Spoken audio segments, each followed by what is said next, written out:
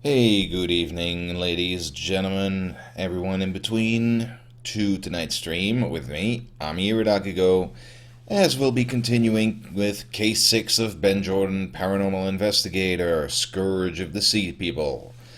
How is everyone doing? All you people in the chat right now, and any lovely lurkers who may be hanging out at the moment. I've had a rather quiet weekend myself. So quiet I can hardly remember what I even did.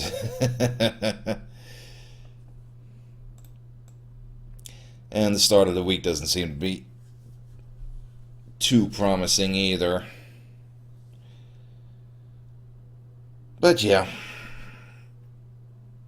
still keeping myself busy. Bit of Metal Gear Solid 5, bit of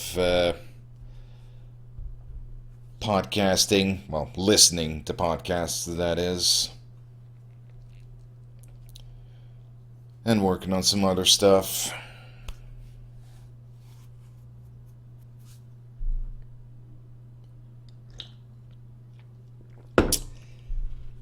And it is very hot outside right now. And I'm still full to bursting from dinner. My dad made lasagna, and it was really tasty and really damn filling. So I'm kind of sweaty and tired at the moment. But, you know, I'm still in a good mood. Still raring to finish this chapter of Ben Jordan. And move on to the next one.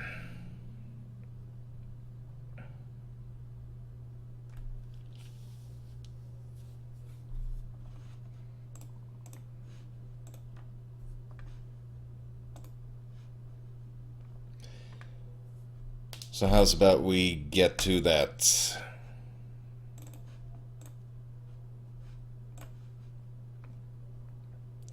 Pick up where we left off last time. If the game is going to start anytime soon. Oh, here we go. Yeah. As we last left, Ben and friends in Greece, going after the mysterious sea people, who were apparently terrorizing a small village. I forget the name. But yeah, we were kind of lost already, trying to figure out how to operate this here device to move this boulder. We have a metal bar, but the problem with that was, yeah, it's too long and unwieldy. So either we need to fix it somehow, or we need to use something else. We have a cup of distilled seawater, 2 flowers, 2 pieces of dough, suntan lotion.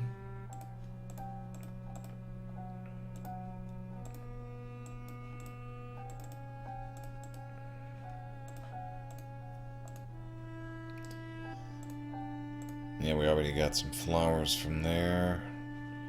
There's nothing else off to the right either. Just making sure. No.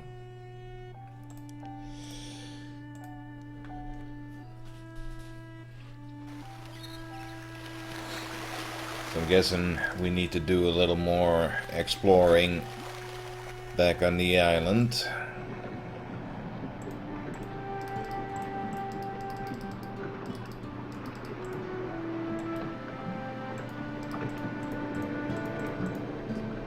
Ajiana, yes.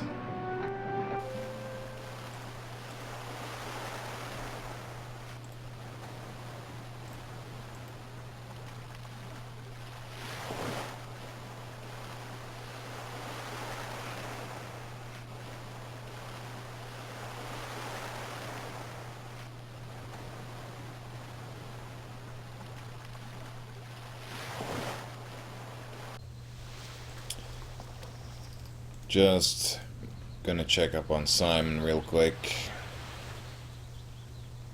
Don't suppose he has anything valuable to share.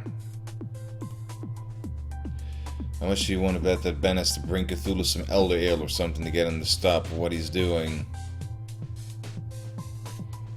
Meanwhile, Ben and Simon are talking about the Olympics.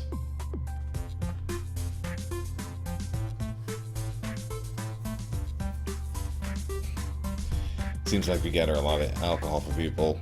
Well, not really a lot. There was that one guy in case 2, and in this case we have to get the Ouzo. That's about it, unless I'm forgetting something. Simon's not feeling particularly helpful. Already checked the nightstand, the dresser. Can't operate the drawer.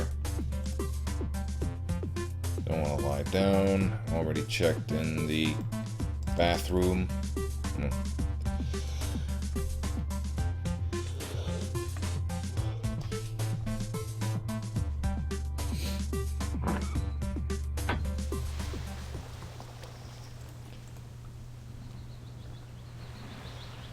None of the rungs in this fence is loose or anything.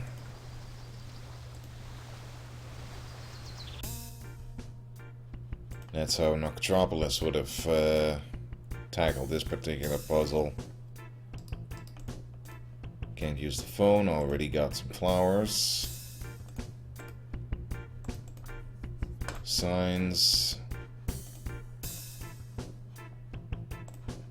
Ben doesn't want to go on the campsite.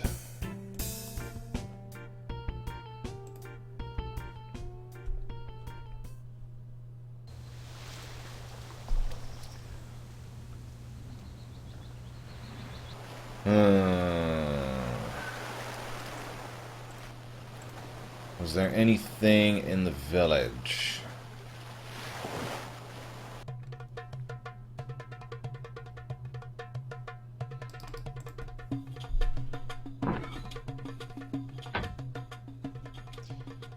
Well, here's the restaurant.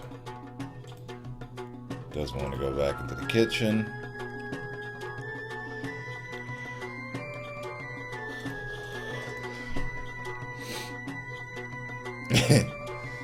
It'd be rather embarrassing if Ben had to call the Ghostbusters. Insert joke about the new Ghostbusters movie here.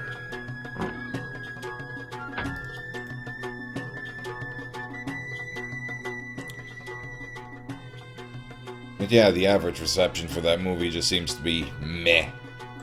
It's not terrible, it's not great. Either way, I have no desire to go see it. Oh, what? Just a random... yeah. Can't go any further into the village.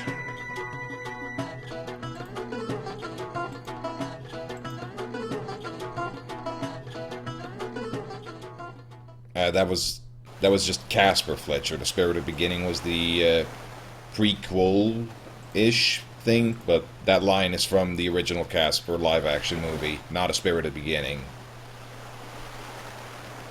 It's kind of sad that I know that.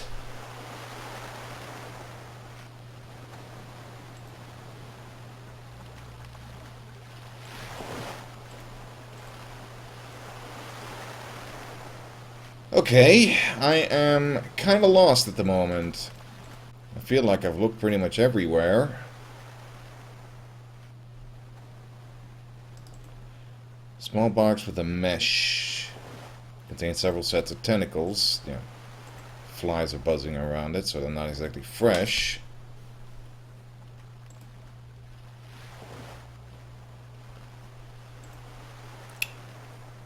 Well, if there's nothing to find around these parts, then I still feel we need to do something with the metal bar to make it fit the device.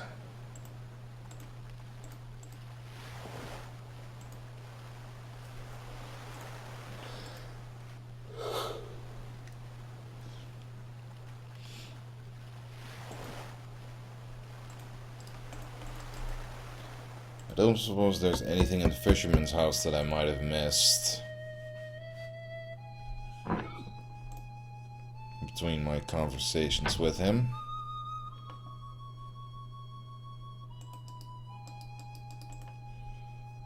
hat.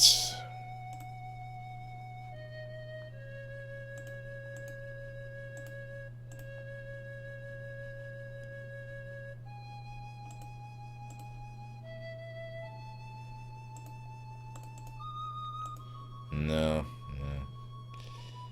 Nothing in here is of any importance.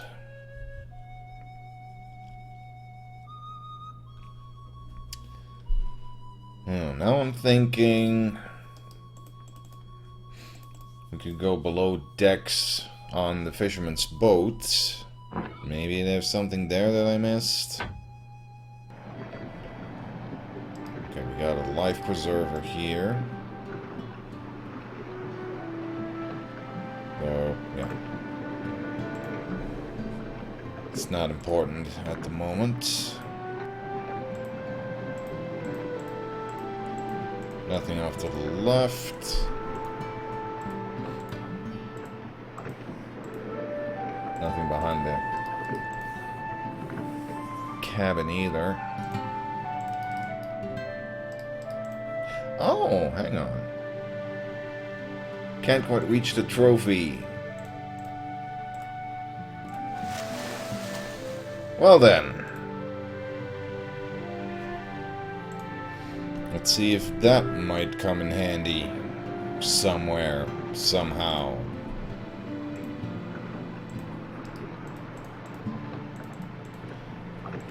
Back to the Oracle Island.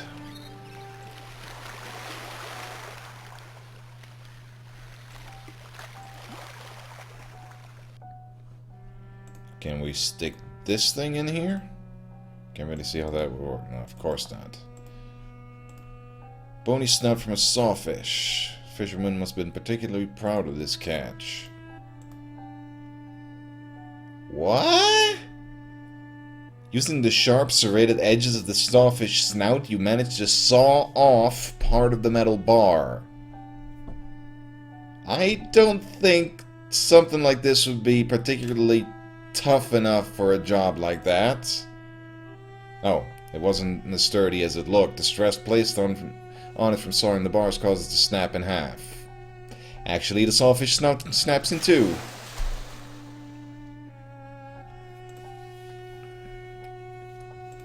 Well, whatever. We finally got the shortened metal bar that we need to operate the device. Well, let's see what's hiding behind this damn thing.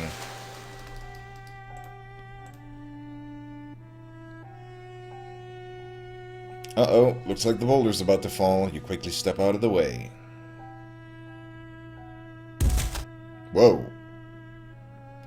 Wow, you did it. Machine may be broken, but at least you got the boulder out of the way.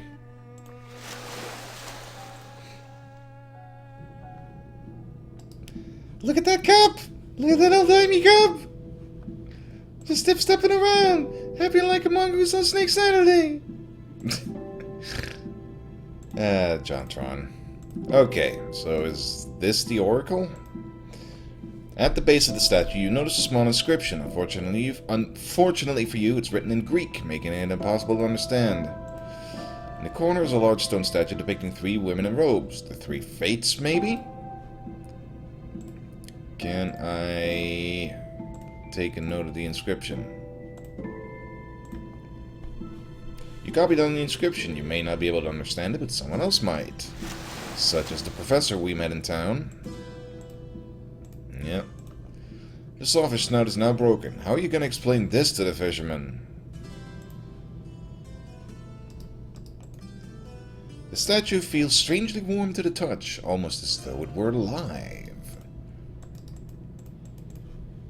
But they're not sharing their secrets. Either way. Suppose we got what we came for now.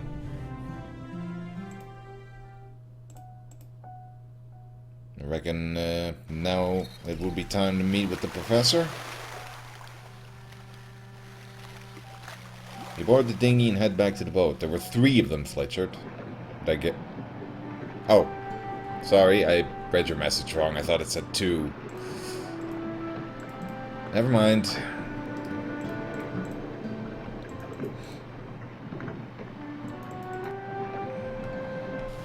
Yeah, I reckon those were also the ones that were in King's Quest 4, right? In the cave. Well, loosely inspired by them, I guess. Anywho.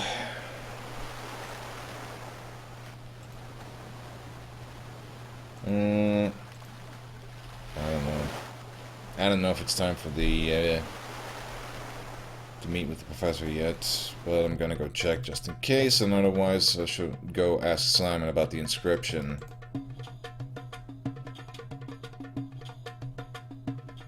Nope, professor's not here. Never mind then.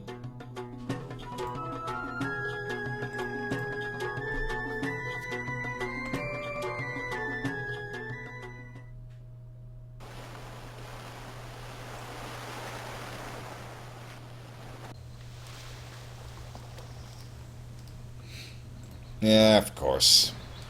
King's Quest bread and butter is stealing fairy tales and mythology wholesale and hoping that the player won't notice. Okay, Simon, you know something about this? Of course he does.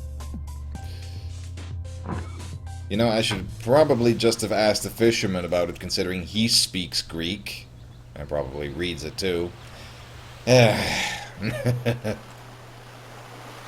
I'm kind of making this more difficult than it needs to be.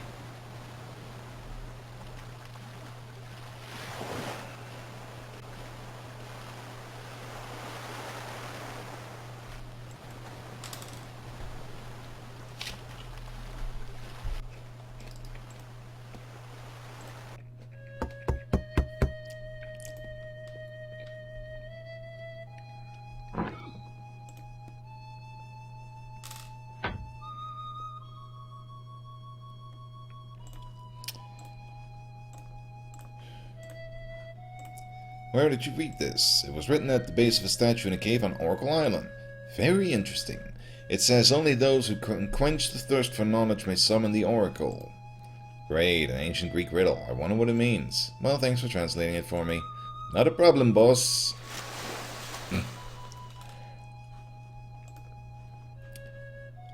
Quench the... yeah, water. No, I didn't want to leave yet. I need to go back to the island. Let me in!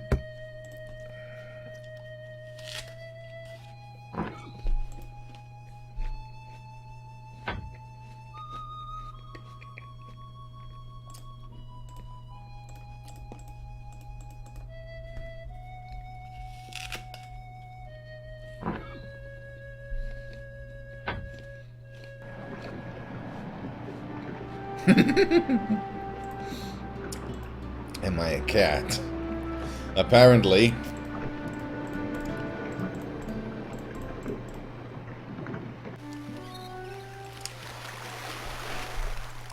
Okay.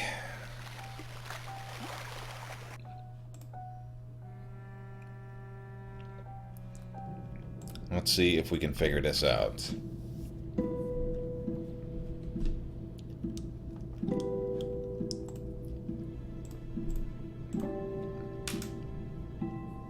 You pour some of the fresh water onto the statue.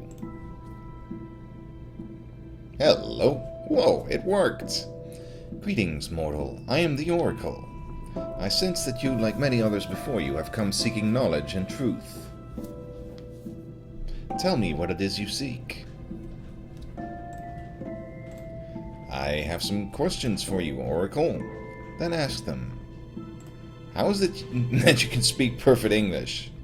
Good of him to notice. I do not speak English, mortal.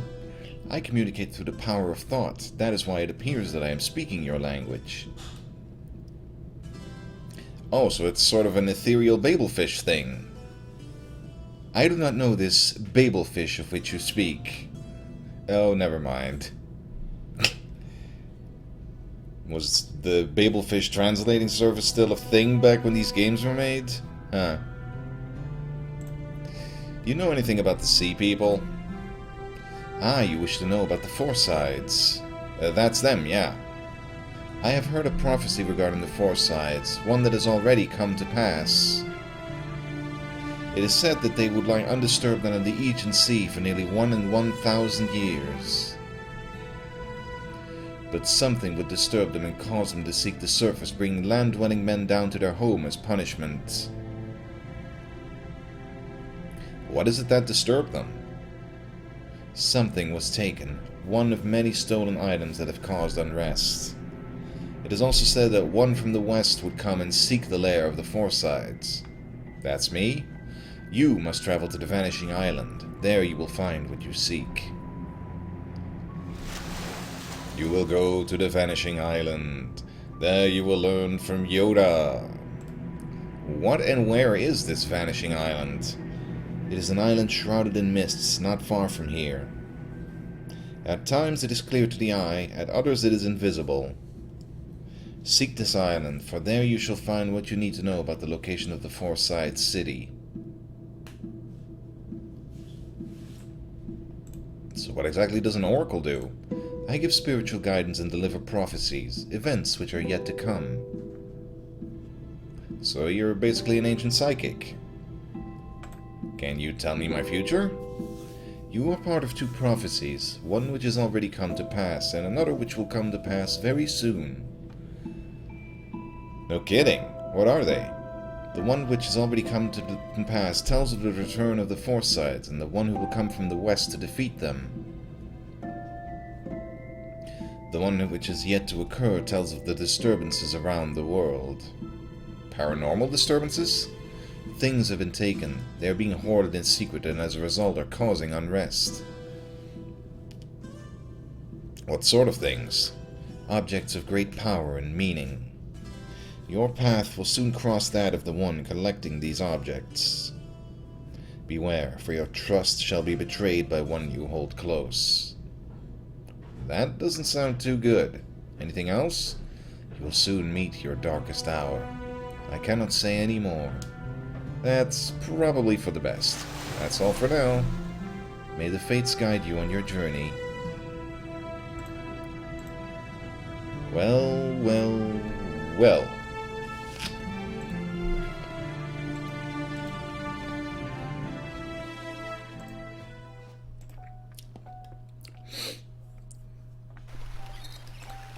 This one sure doesn't skimp on the mysticism right off the bat.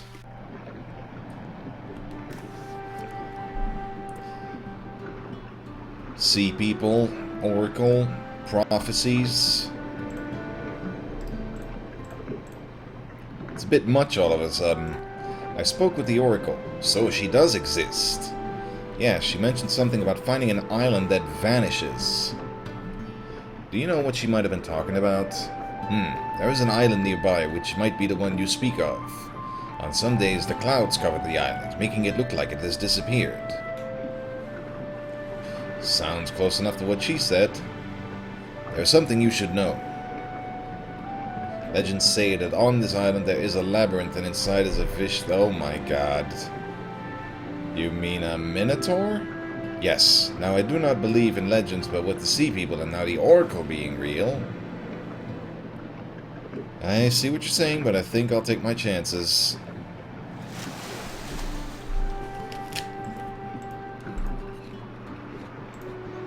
Let's go to the island where the Minotaur is supposed to live. I'm glad I'm staying on the boat.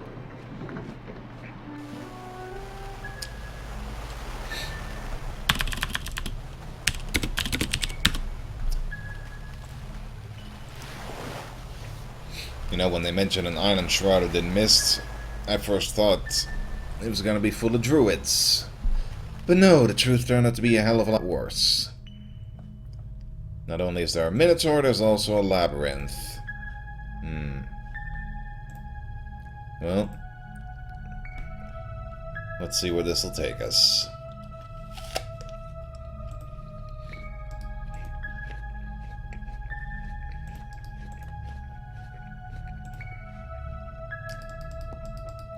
More flowers?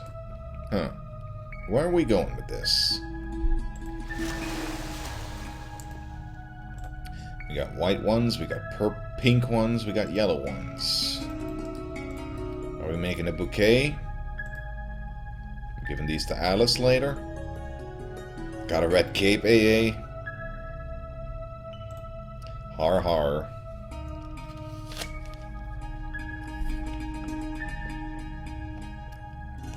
Is this thing... Are we gonna have to squeeze ourselves through here and come out twisted into some horrid abomination? Like the Enigma of Amigara Fault?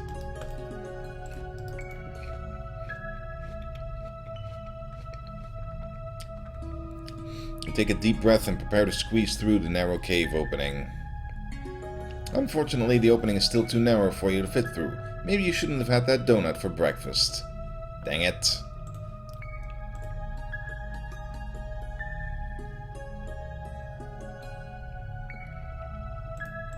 I know. That's just what it reminded me of.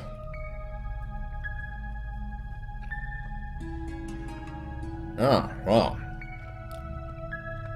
This looks like the opening to a labyrinth if I ever saw one. Of course, there's a big old padlock on him. And unfortunately, Simon neglected to supply us with another lock-sucker device gizmo thing like in the last game. Which we didn't even end up using on any actual lock, so... yeah.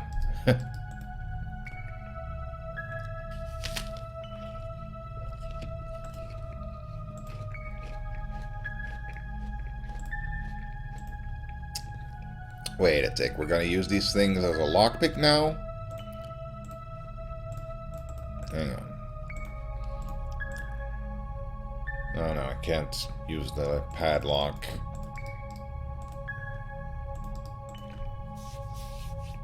Got your trusty penknife? No, I left it at the cleaner's fridge.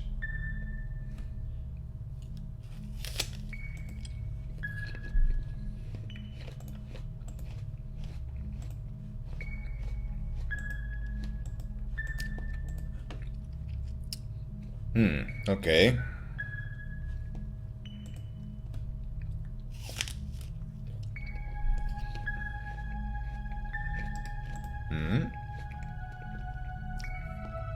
Small elevated platform with 3 rocks on it. They look like they've been deliberately placed. Something about this thing gives you the creeps. You'd rather not touch it.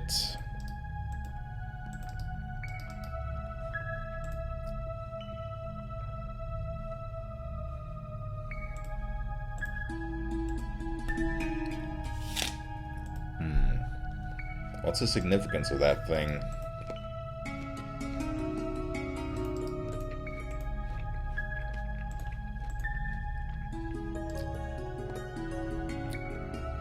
It's gotta be here for a reason.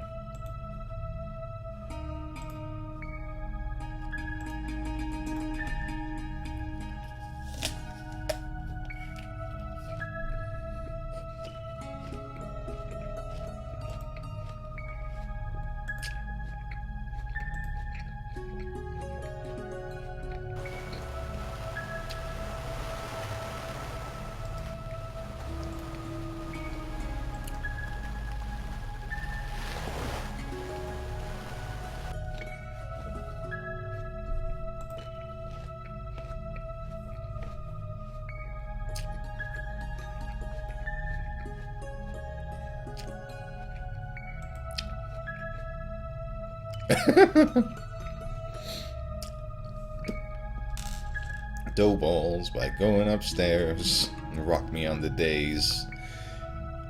I understood that reference.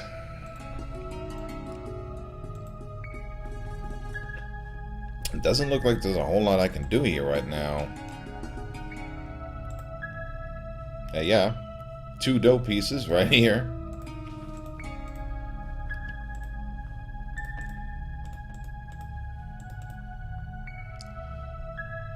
Put dough on the wall, then you find Waldo. Waldo.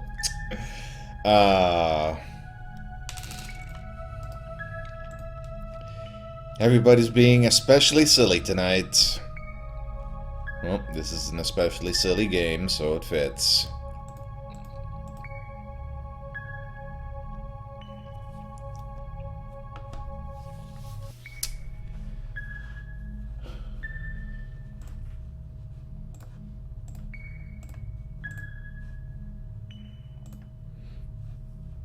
Nah, I just tried that flitch. Does nothing. Goes nowhere.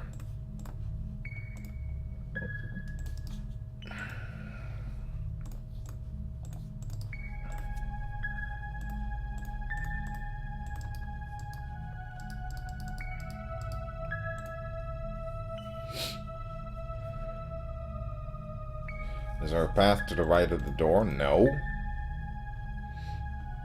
That's just a big rock. I already tried walking this way earlier, but... Excuse me. Yeah, there's nothing there.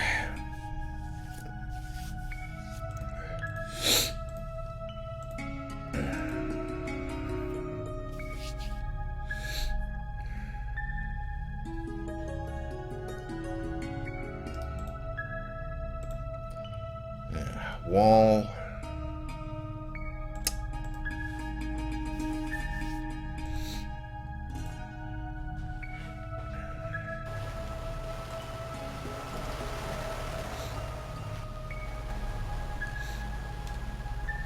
That's cool, Fletcher. That's what I was thinking too, but that's not the case apparently.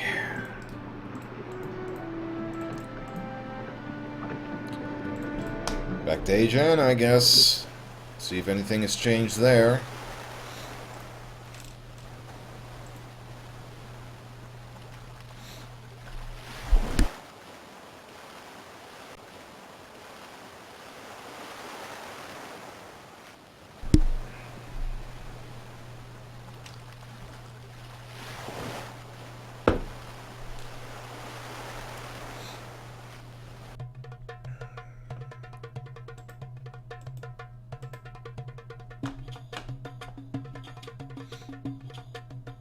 Nope.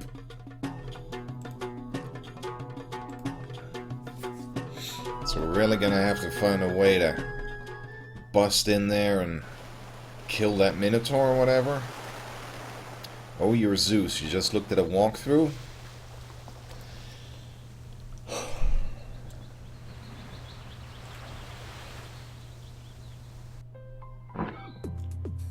Let me guess, there's something really important that I missed somewhere?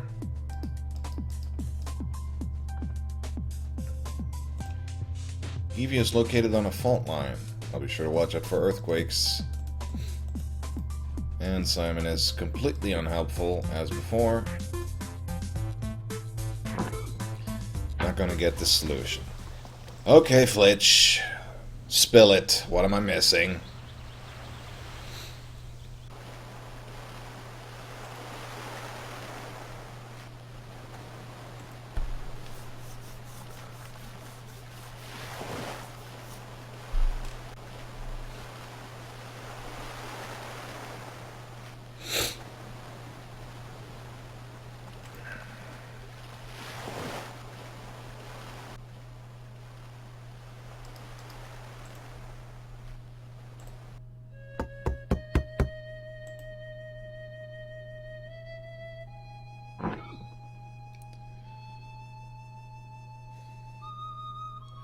Don't think of making the entrance wider, think of a way to... Oh, I get it. I need to put on the suntan lotion.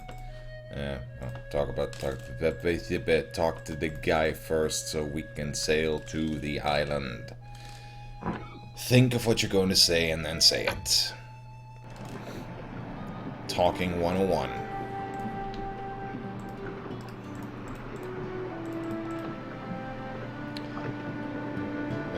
Yeah, Minotaur.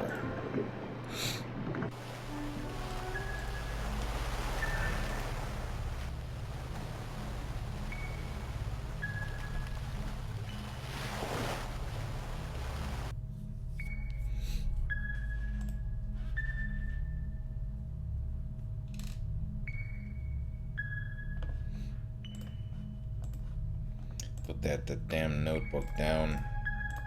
You apply a little bit of that suntan lotion. Take that, melanoma.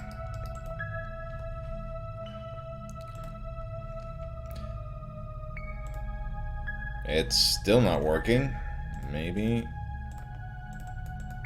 need to use it on the opening. Ah, you smear the edges of the cave opening with the suntan lotion.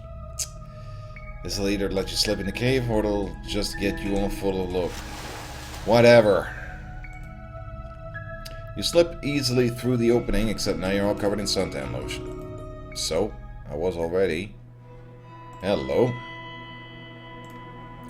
You see an ancient fresco depicting a frightening-looking minotaur. Also a hole. And box, a small broken lock.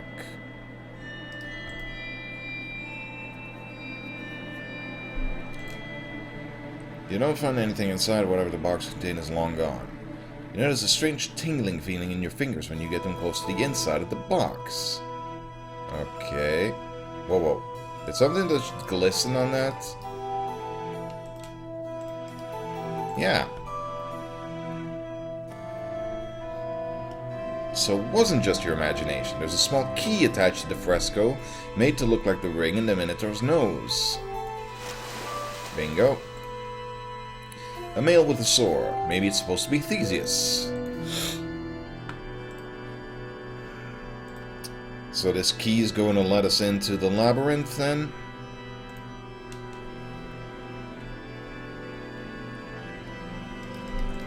Guess there's no harm in trying.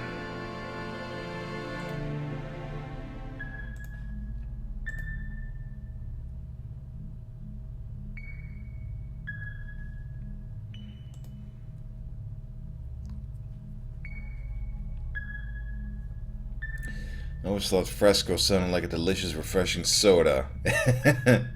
Yeah, kind of.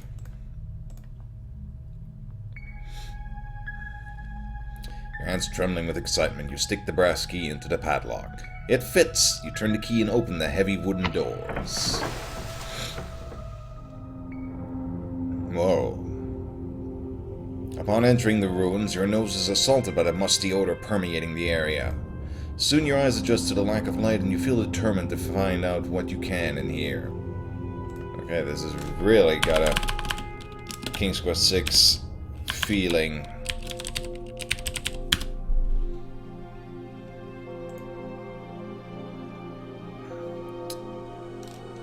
I'm probably gonna have to map this out, aren't I?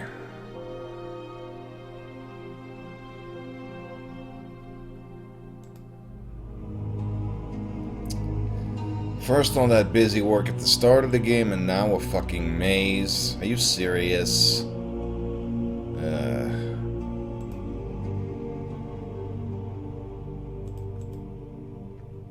No, I'll just try my luck for now. And if I end up really lost, I'll draw a maze. Selling these fine leather jackets. What is this? For a brief instant, you considered taking the skull with you to put on your wall back home, but you decide that would be disrespectful. Besides, it's missing one of the horns. Wait, is that the Minotaur? You decide to take the horn. It might make a suitable weapon if you run into any mythical beasts in here. Not even once! A bull's skull lies in the corner of the room. How it got separated from the body is something you'd rather not consider. A large skeleton lies on the floor. That's odd. It looks like a mix of human and animal bones. I guess there really was a Minotaur in here. I wonder if it starved to death. Well, lucky for us.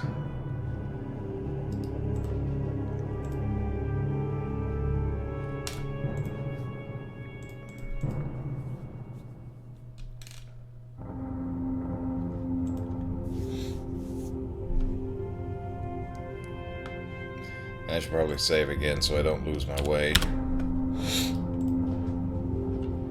Time's not been kind to this fresco. The years have worn away the paint, making it nearly impossible to tell what it depicts.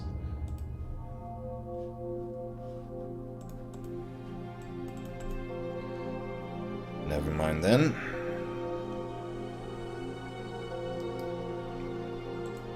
Oh, I see. So, the fact that the horn was lying next to him was a reference to the original myth. That's kind of neat. Oh, what have we got here? A couple of gears set in the wall. Part of the mechanism seems to be missing. Yeah, Theseus, Perseus. Perseus was the guy who killed Medusa, right? A large stone plate with a medium-sized hole in the center.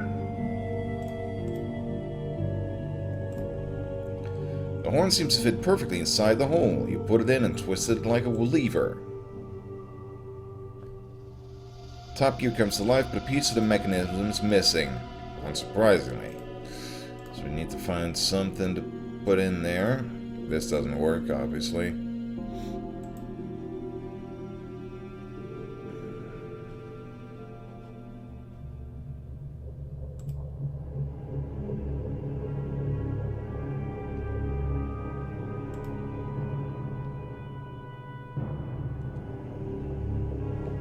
Whoa. Depicts a young man, probably a hunter or fisherman or something. Huh.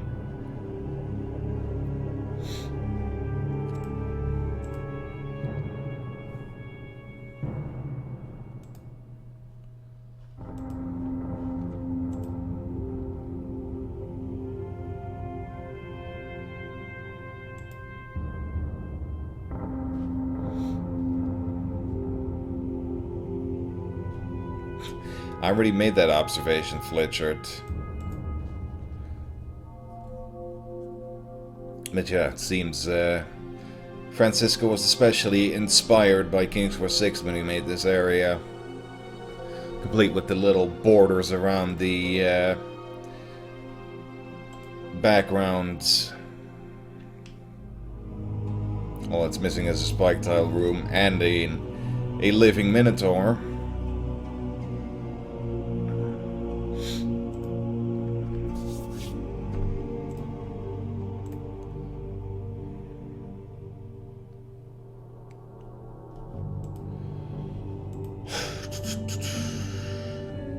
Really gonna have to search this whole thing for what I need.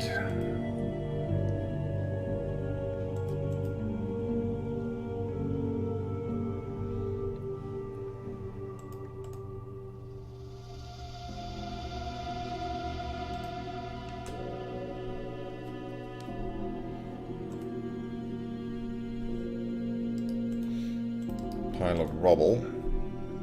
I suppose there's anything underneath that. A small cog. Aha. Loteria.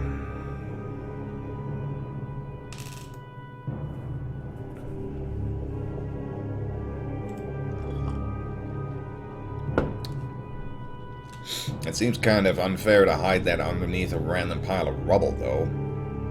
Why not just put the cog itself on the floor? I ignored the debris the first time because it didn't look important. Whatever. You place the cog in the hole and are pleased to see that it fits perfectly.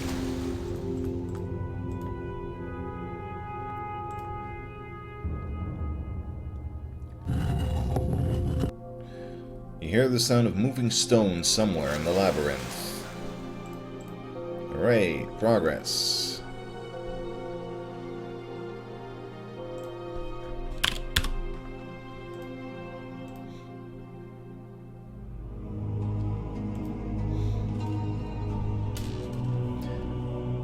I suppose the passage would be in the Minotaur's room.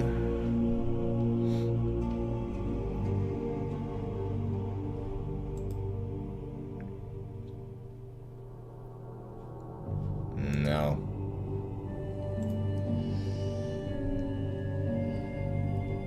I'm not walking all the way back. I'll just reload my save and look around from there.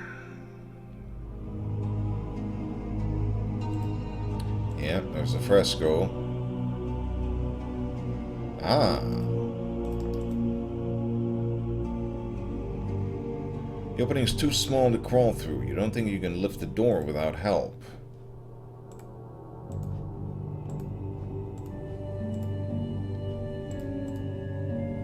There's the horn. You stick the thin part of the horn in the door frame and push as hard as you can. Well, that was simple. Open sesame.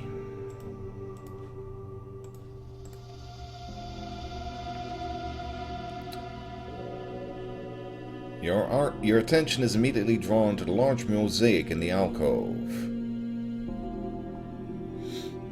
The mosaic shows the stylized representation of a sea person pointing to a strange shape between two islands. That must be the location of their underwater lair.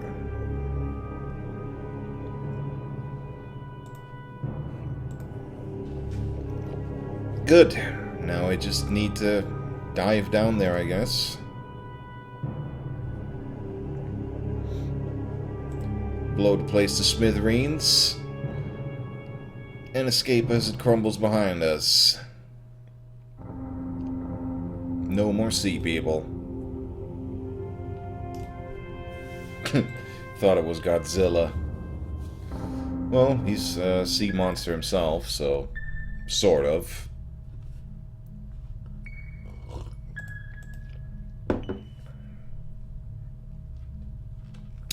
Well, I'd say that's a job well done. Let's head back to the boat.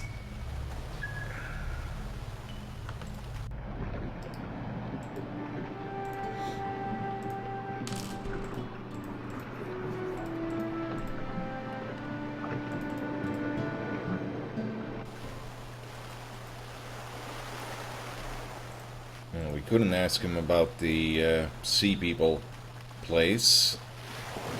Careful, the sea monsters might eat your ice cream. A sea monster ate my ice cream!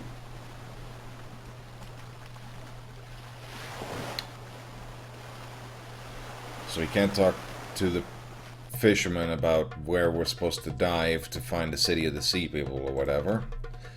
Now do we talk to the professor? No. Do we talk to Simon? Going down all the usual suspects again.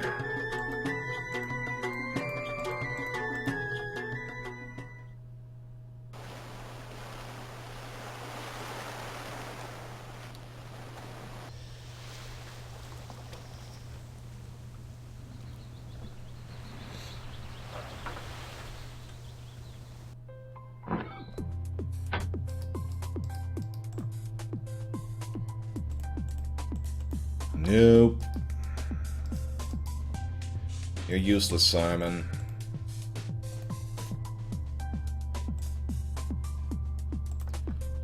Yeah, that's what I'm wondering, Norwegians. It says in my notes we're supposed to meet him at 8 p.m., but apparently it's not 8 p.m. yet.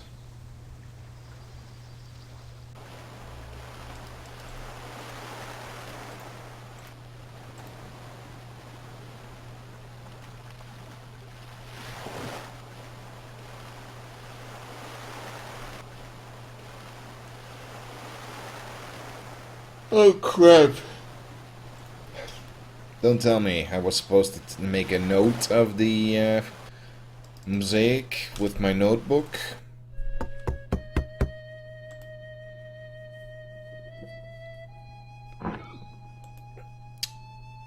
Well, in that case, hang on.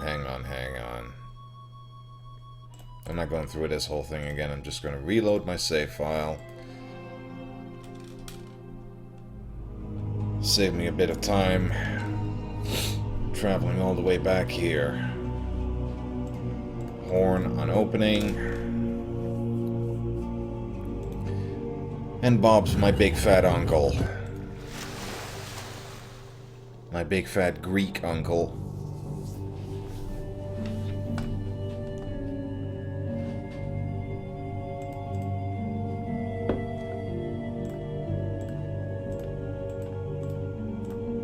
Yes, you quickly draw a sketch of the islands and their positions depicted in the mosaic. That information will definitely come in handy.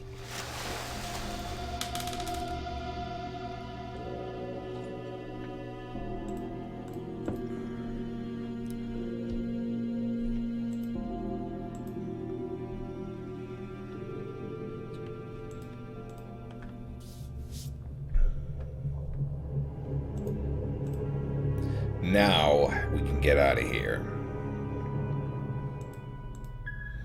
And ask the captain what he knows about this.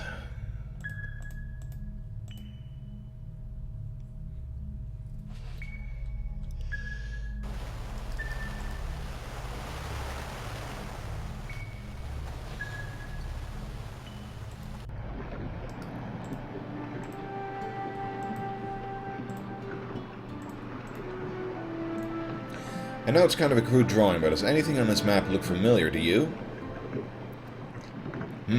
This island over here is Oracle Island. This one over here is the island with the labyrinth. The land at the bottom is Asia Anna. Yes, I can read this map. So can you find the location of this X? Sure, what is it? Well, if an old mosaic inside a labyrinth can be trusted, this shows the location of the Sea People's lair. Ah, well, you let me know when you want to go there. Gotta get back to sailing the boat. I want to go there now! He's awfully cool with heading over there. How about we check out the Sea People's lair? You got it. Roughly the location you showed me on your map. There's nothing here. Above the surface. Yeah, guess it was pretty stupid of me to expect anything above the surface. So what are you gonna do now? I don't suppose you have any diving equipment? Sorry, boss, I don't. You know if anyone back at the village does? Don't think so. Nobody in Amayirot is interested in diving. Except maybe the professor. Then I guess there isn't much else I can do right now. I'll have to figure out some way to get down there. It's getting late. You want to go back to Amayirot? Don't want to be late for dinner with Professor Sandburn. Okay, I take us back. Finally.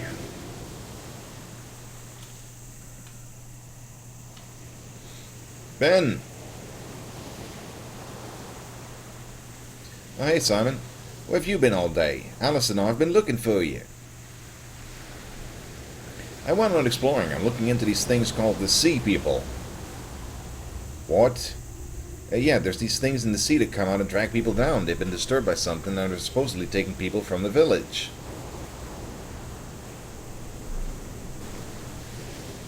I don't believe this. I know, pretty crazy, huh? No, I mean, I don't believe you. This was supposed to be our holiday, and you're going around working on a case. Is that the real reason you brought us here? Well, no, not entirely. I mean, we weren't going to be able to get to Athens, and that lady told me about Asia Anna and the Sea People, and... So you brought us out here on the false pretenses in order to look into it. I see. They weren't false pretenses. Why are you making such a big deal out of this anyway? I thought you liked being a paranormal investigator. I do like it. What I don't like is not getting to enjoy my holiday because of a crazy story you got from some random nutter in an airport. Well, sorry I ruined your vacation. It's not like I asked you to help investigate or anything. Don't be so dramatic, Ben. I'm not the one who's being overly dramatic here. Look, just forget it. I have a date tonight. Have fun swimming around with your sea people. I will.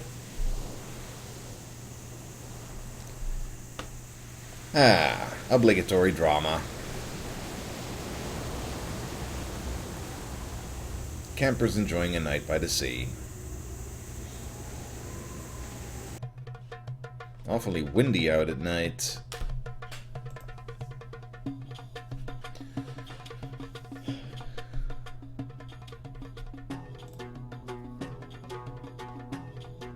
Where the hell is the professor? Maybe he's in the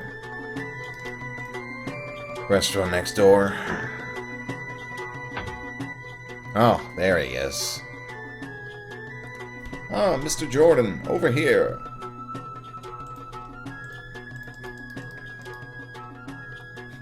Fun playing with your seamen. Har har. Hi, Professor Sandburn. Good evening, Mr. Jordan. I'm glad you made it.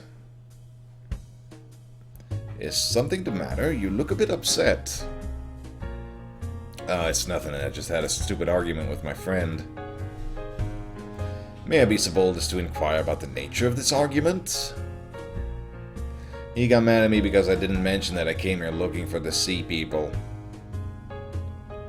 I see. Well, I'm sure you two will make amends. Yeah, I hope so. Now then, Mr. Jordan, I'd like to know more about your past cases. And I'd like to know more about your experiences, too. Well, then, we can trade stories. Tell me, what had made you decide to become a paranormal investigator? Oh boy, here he goes. How did I decide to become an investigator? story again. Horror movies, The Woods, Grandpa Arthur. I think it came from watching horror movies as a kid. I always loved October because they play all the scary movies on TV for Halloween. The more movies I watched, the more I realized I wanted to find if this stuff was real. I see. But enough about me for now. Maybe I should have told him about the uncle instead, because that's what he usually talks about. Whatever. Paranormal investigating. What sort of experience have you had with paranormal investigating? I started at quite an early age. The house I grew up in was haunted. No kidding, what was that like? When I was a boy, I would see an apparition in my room from time to time. It was a woman dressed in Elizabethan-style clothing. She would often appear at the foot of my bed. That must have been scary. On the contrary, I was fascinated by her. I made several attempts to communicate with her, but she never responded. Years later, I found out that my former home was once the site of a gruesome murder. So the woman was the victim? No, actually she was the murderer. I reckon she was trapped there as punishment for her crime. Visited as a child by the ghost of a murderer and you weren't scared? I'm impressed. Well, I didn't know she was a murderer as a child. Once I found out as an adult, I was scared out of my wits. That's a great story. So tell me something about your first case. That was when I went to the Florida Everglades to find a skunk ape. You started off looking into a Sasquatch? That's a rather dangerous undertaking. You don't know the half of it. Ranger Rick. That ranger that was helping me turned out to be a real jerk. He said he was all pro-nature and wanted to avoid hurting the skunk ape, but he took my rifle and tried to shoot it instead. Oh dear, what happened to him? He got ripped in half. It wasn't a pretty sight. I can imagine it wasn't. Anyway, I'll stop complaining now. You mentioned earlier today that you teach at Oxford. Yes, I'm a professor of theology. I received my doctorates in theology and parapsychology at the University of London. But rather than work extensively in the field as a paranormal investigator, I decided to focus on teaching. My second passion, as you may have gathered, is the study of religion. I guess the two sort of complement each other. There's a fascinating amount of mysticism and things related to the paranormal in religion, yes.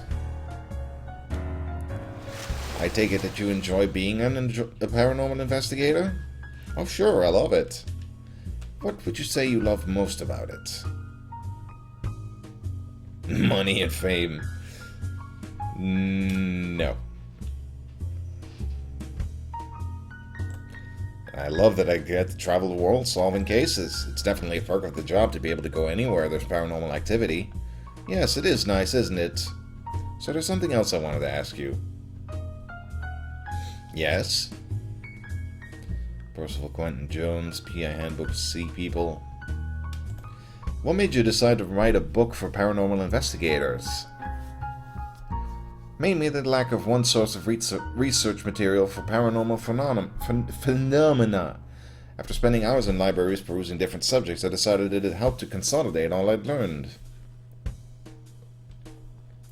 Also, I decided it was best to write it specifically for paranormal investigators.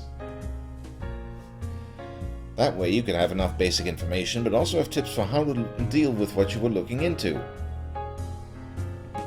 Well, I'm glad you did write it. So you've been successful in all of your cases so far? Yeah, I've solved them all anyway. What do you mean? Nothing, it's just that it hasn't all been easy.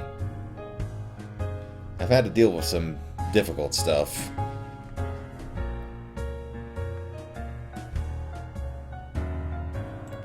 It seems like more often than not something happens where I get betrayed by someone I trust. First it was Ranger Rick, then the entire village of Smailholm, even Mary. It's gotten to the point that I'm starting to doubt who I can trust anymore. Well, I appreciate your trust in me by being so open, Mr. Jordan.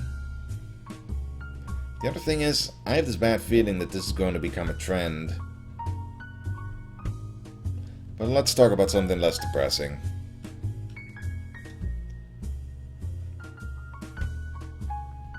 Wait, is the game maybe hinting that he might not have our best interests at heart?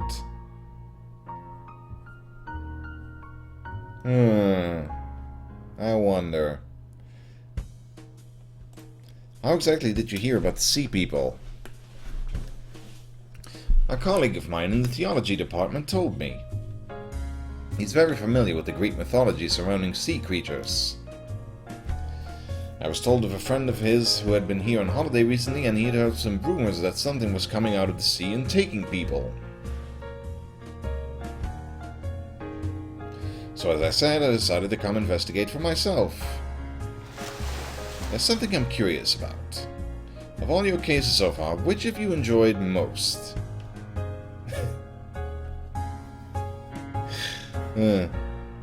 Sort of like Francis Gonzalez putting up a poll, which game people enjoyed the most? Well...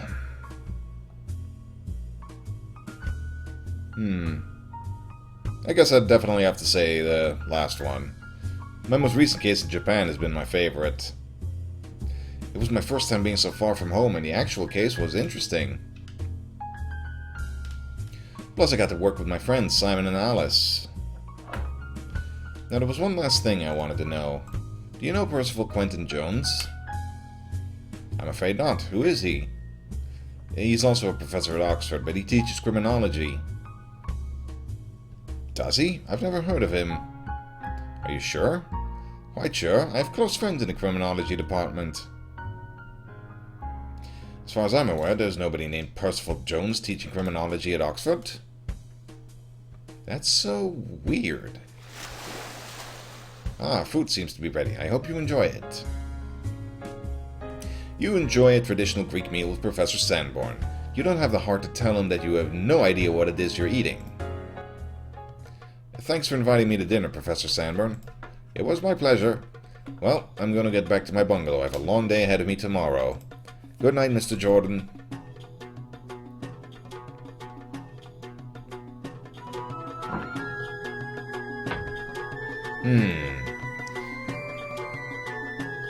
Yeah, exactly what I'm thinking, Fletchert.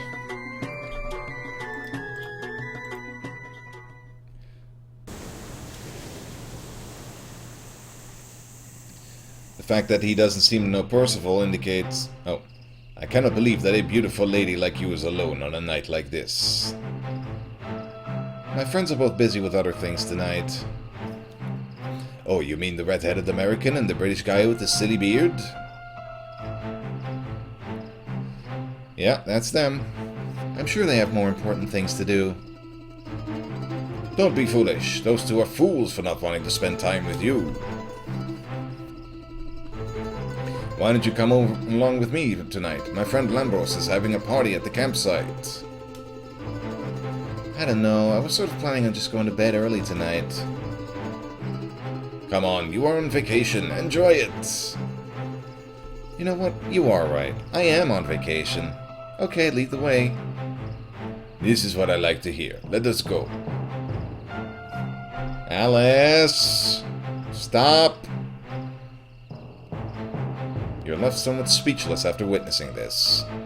She thinks we have more important things to do? Why would she... What the hell is Alice doing even talking to that asshole anyway? You find yourself feeling angry with a twinge of jealousy. Then Jordan's in love. Some vacation this is turning out to be. He did it, he stole the recipe. Can we go and confront him? For a second you have the urge to storm into the campsite, find Vigalis and rip his face off, but you retain your cool and decide against it. Darn, I really wanted to see that.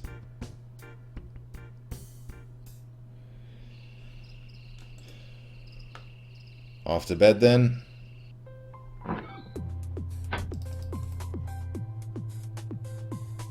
Feeling hurt and dejected, you decide to go to bed. Aww.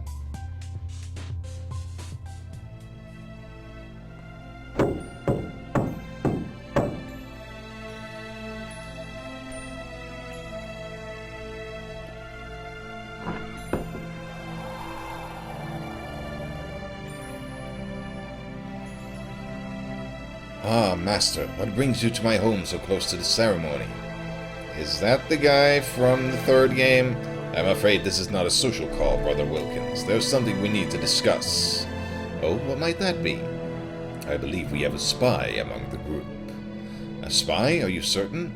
Not completely, but I have several reasons to believe so. I merely wanted to make you aware of this and ask that you inform me of any suspicious activity. We will have very little room for error tonight. I understand. I am pleased. I shall see you again soon, Brother Wilkins. Until later, Master. What was that about? Good morning, Ben. Alice, hey, I didn't hear you come in last night. Oh, yeah, I tried to be quiet. Did you have a good night? No, not really. I spent some time at the campsite with this guy. I know, I saw you too when I was coming back here last night. Oh, you did? Yeah. He turned out to be kind of a jerk. I'm sorry. It's okay. Hey, at least one of us had a good time last night. I saw Simon with a girl at the camp. They looked like they were having fun. Oh, well, good for him. You seem upset. Is something the matter?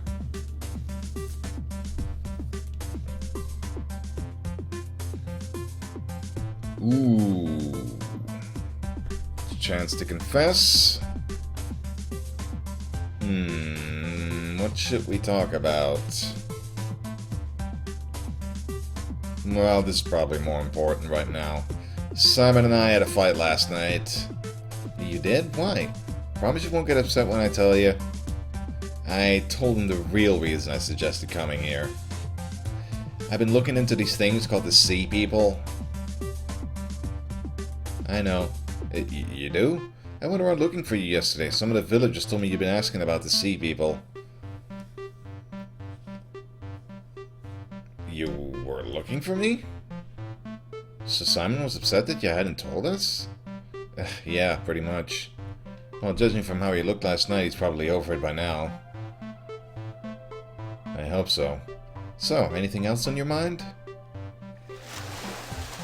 Ooh. Well, let's save this for last, then. I've been having this dream. Really? About what? This man in a colonial house. He writes in his journal about how he's going to infiltrate some kind of ceremony.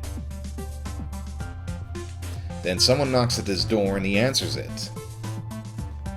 Up until last night, I would always wake up before whoever was at the door came in. But last night, I saw who it was. Really? Who? Sorceress. That vampire witch you killed in Scotland? Yeah, but that's not all. The other guy's name was Marcus Wilkins. Really? Did you have any relatives named Marcus Wilkins? I don't know, maybe. I don't really know much about my family history. I'm not sure if I ever told you, but my parents had me very late in life. They both died when I was young, so I was pretty much raised by my older brothers. I guess I can look into it when I get home. Okay, that would really help solve the mystery. Is anything else bothering you? Yeah, one little thing, actually. Well, it's a little embarrassing for me to say. I won't laugh, I promise. No, you laughing isn't what worries me. You can tell me, Ben. It's just that seeing you with that guy last night kind of bothered me. Oh. I mean, I think you could do better, you know? I know, Ben. I appreciate your concern. To be honest, I don't really know why I went with him. I guess I was just overtaken by girliness. He was kind of cute, and I was just bored. Is that all that's bugging you? That's all, really. Okay, if you say so. Whew, awkward. Ben, you were right. I'm sorry. Huh? What do you mean? I've just come from the beach. Well, better to show you than tell you. Come on. Oh, something happened.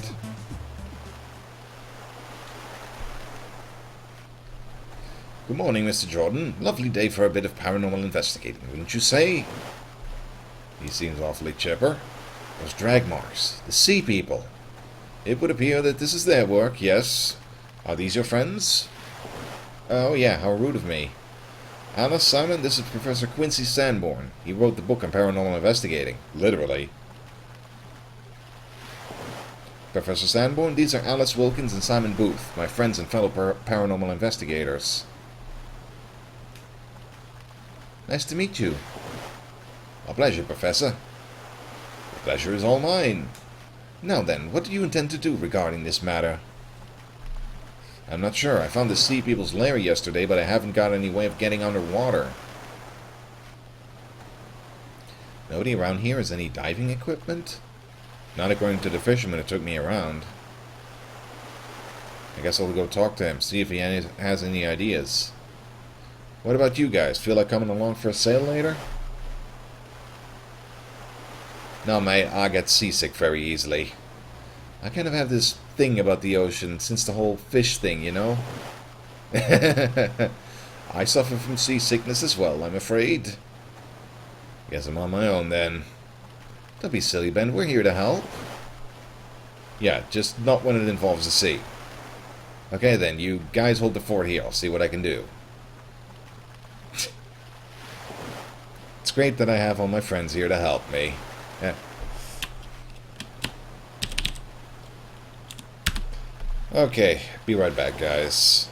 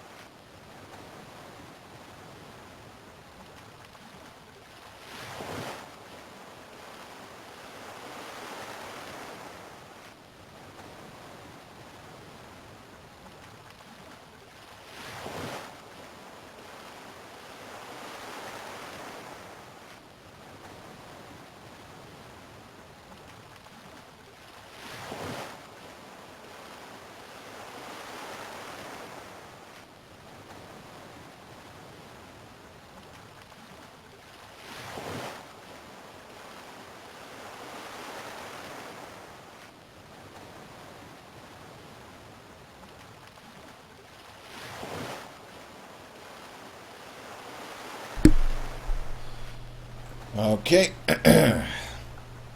Let us see what we can do here.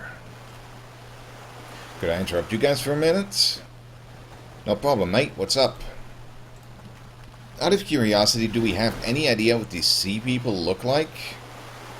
That's difficult to say. No one has seen them. But based on this evidence, we can assume that they are able to breathe both on land and underwater.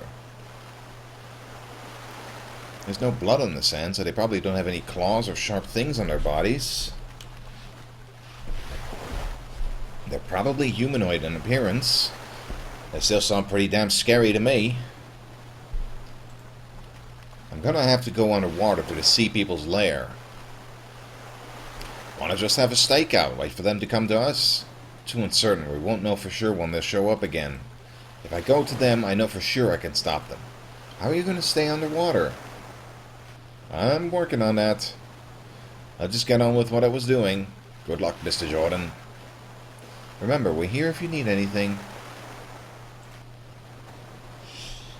Yes.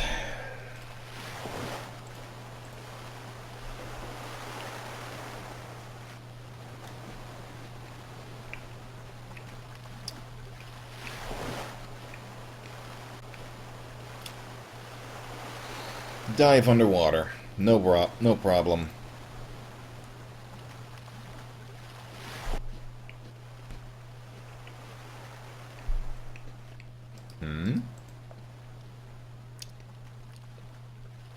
You easily remove the mesh from the box's frame. Smells faintly of baked seafood.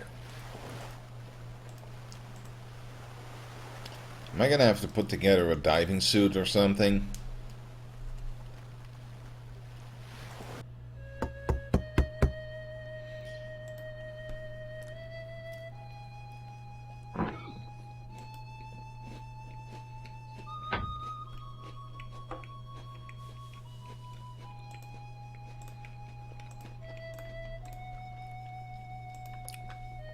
Did you hear? The sea people took some campers last night.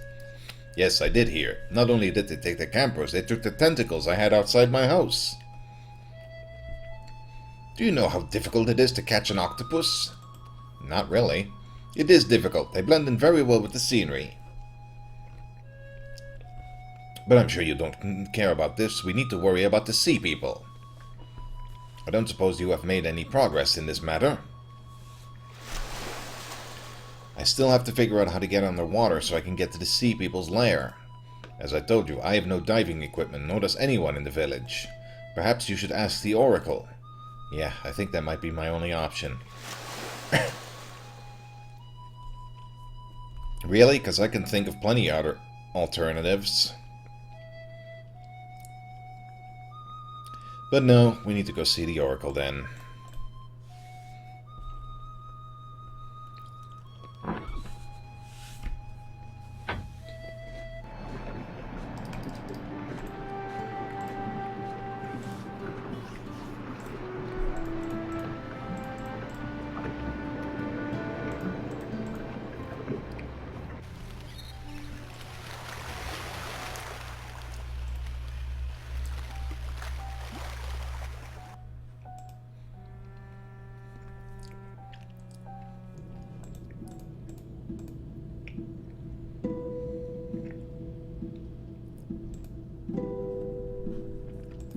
Right, Oracle, what do you got for me?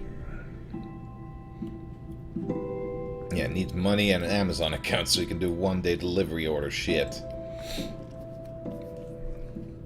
That's one solution. Once again, you have summoned me. Tell me what knowledge it is you would seek to gain. Have I tried to small talk on her? Do you hang around in caves like this often? Only when summoned through this statue. Ask a stupid question. I found the Sea People's lair. What am I supposed to do now? The Sea People are ruled by a king. If you seek out and destroy this king, the rest will perish. Really? It's that easy? Thus you will end the scourge of the Sea People. Title drop. That sounds pretty easy. Almost too easy. There's one little problem I seem to have run across. How am I supposed to go underwater? Nobody in the village has any diving equipment. You will need to take a special potion which will allow you to breathe in the water for a period of time. Only then will you be able to seek out the king of the Sea People. Okay, so where do I get some of this magical potion? Let me guess, I need to mix it together with the flowers. You need to bring me 2 ingredients. The first is an iris flower named for the messenger of the gods, the very rainbow herself. The nectar from the iris will allow you to travel through the sea as she did. Next, you must bring me the scale of a siren. Do those things actually exist? Yes, beware their song, for they will lead you to your doom. Bring me these items and I shall make you the potion to breathe underwater. Sounds like a deal. Uh-huh. I'm starting to see where this is gonna go. I need to find the sirens, and presumably I'm gonna have to plug my ears with the 2 balls of dough.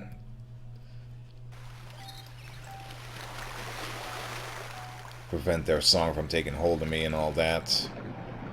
Greek mythology and all.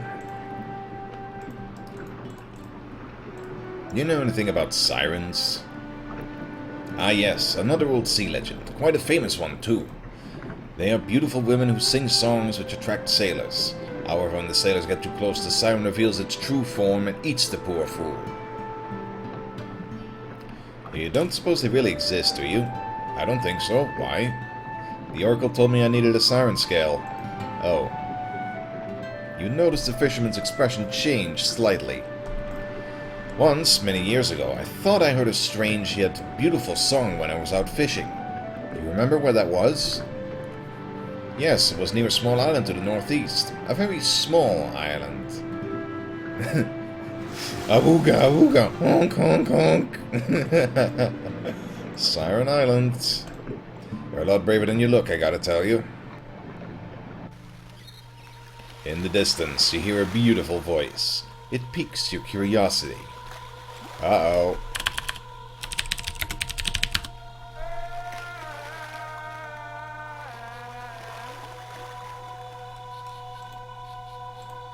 That male voice kinda caught me off guard. Good thinking. You stick the pieces of dough into your ears, blocking out the siren's song. But, you know, just for funsies, let's see what would happen if we didn't do that. The singing is louder here. You find yourself very interested in seeking the source of that beautiful melody. Also, there's a stick here. Yoink. Walk already.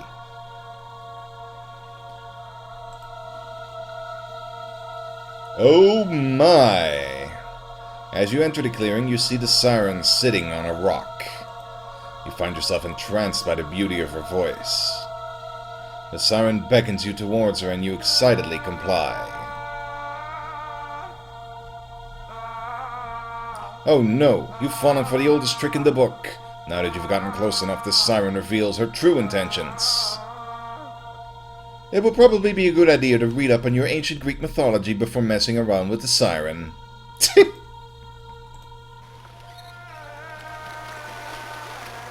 Goofy.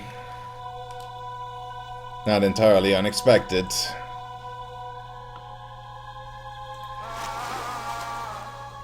Okay. Plop the dough in my ears.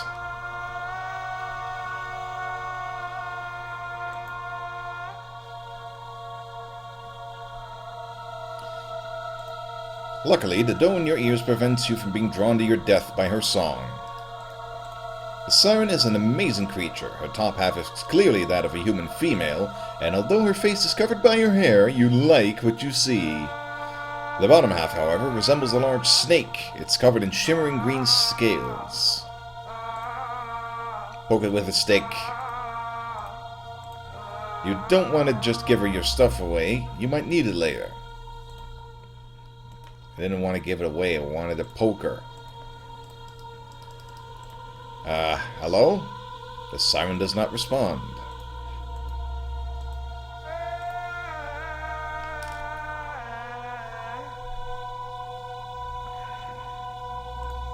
Gore her with the horn?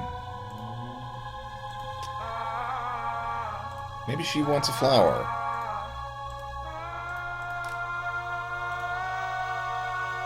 Splash her with some water. Getting close enough to touch the siren probably isn't a great idea. Yeah, okay. That's why I wanted to try to stick her before, but... no. I'm just guessing at this point.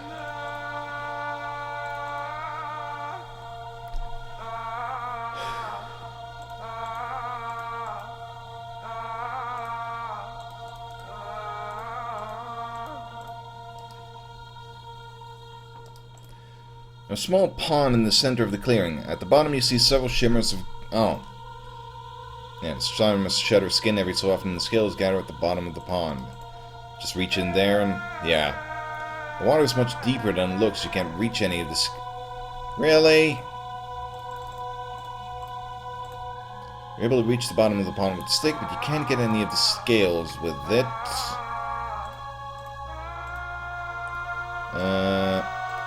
You tie the mesh to the stick, making a crude but effective net. Of course. You managed to grab a scale from the bottom of the pond. Now let's get out of here before the Twitch sensors close down the stream.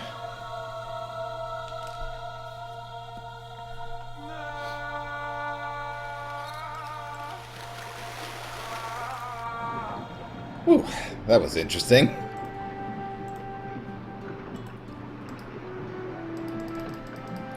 Well, I have a scale and 3 different flowers, so I'm guessing maybe one of them is what the Oracle wanted.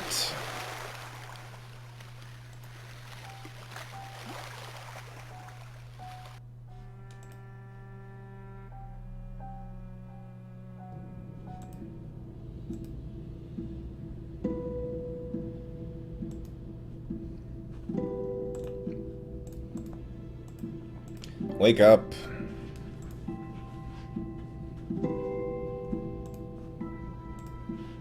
Here's your scale. You must be very brave to have acquired this. Well, I do what I can. This thing? You're not sure if this is the flower she asked for. You should get it identified. Oh, okay. Of course. Well, that's probably what Simon and Alice are for.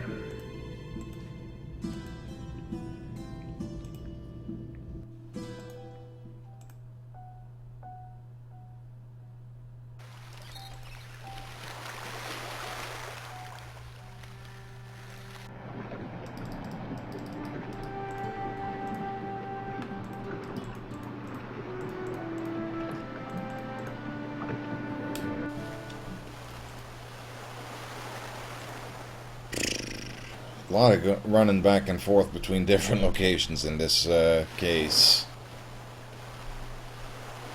But judging from the score, we are getting close to the end.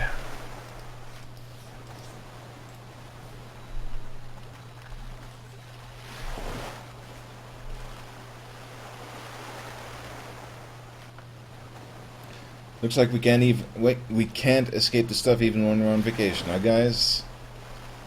At least we're getting to investigate in places like this. Aye, as far as location goes, you could have done a lot worse. Well, gee. A positive out of a negative. Do any of you happen to know anything about sirens? You mean the mythical women from the Odyssey? Those would be the ones. They were famous for their song that was said to drive sailors mad with desire. They would jump off the ships to get to the source of the song, and when they did, they found beautiful women. Beautiful, naked women, I might add. Yeah, I've seen them. Naturally, since they had been at sea for long periods of time with only the men for company, they ran towards the sirens. This was a mistake. When they get too close, the sirens revealed their true forms. Hideous monsters with a taste for human flesh. So how would I be able to avoid being attracted to one? Assuming they exist, of course. We already went through this. Well, Odysseus was able to resist by tying himself to his mast and plugging his ears with beeswax. So I guess you'd have to get some earplugs. Thanks. I had no idea you were such a wealth of information on Greek mythology, Simon. I studied Greek mythology at uni, amongst other things. Okay, flowers.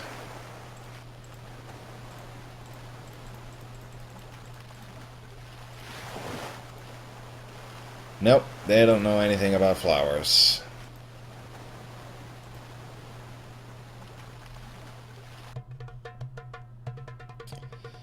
Who around here knows anything about flowers? Oh, this lady might. Conveniently. What can you tell me about this flower? Ah, that is a chrysanthemum. It is symbolic of death. She looks like Madame Zima from Curse of Monkey Island. Oh, she just gave me a... she was just talking about death, too, so... that kind of fits. Odysseus was lashed to the match, but he chose to leave his ears unplugged. It was the rest of his crew who plugged his ears.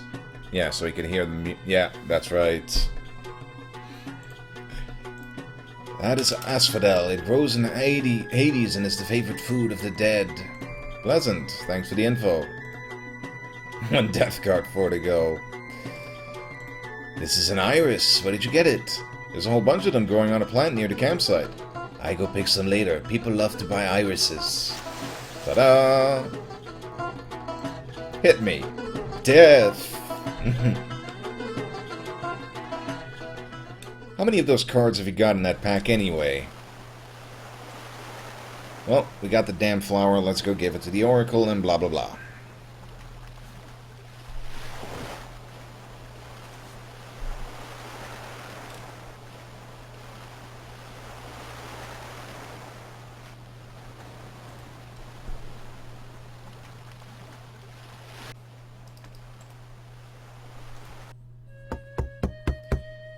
Parakalo pere menete aena lepto. Whatever that means.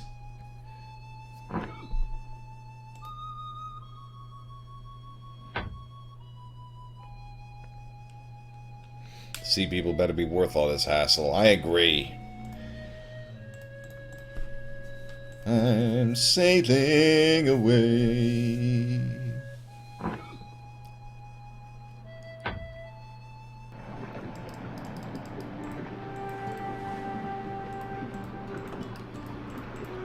Try the cars,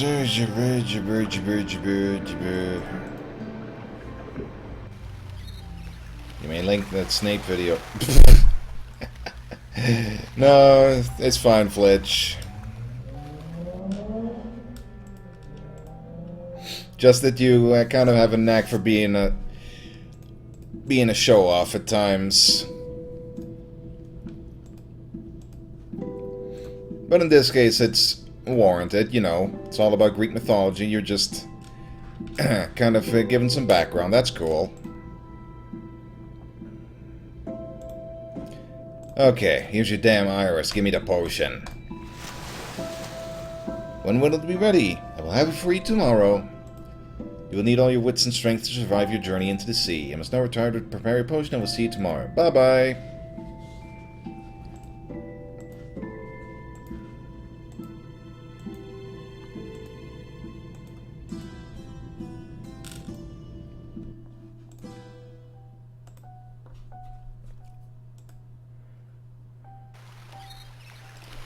One Guybrush breath potion coming up.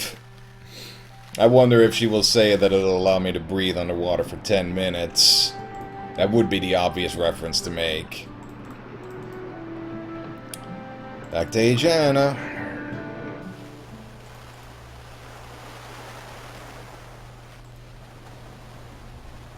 Oracle of Delphi was known for speaking in riddles. She also ate poisonous brambles, which made her completely unintelligible to other people, as I recall. So they had to get these other guys to interpret for her.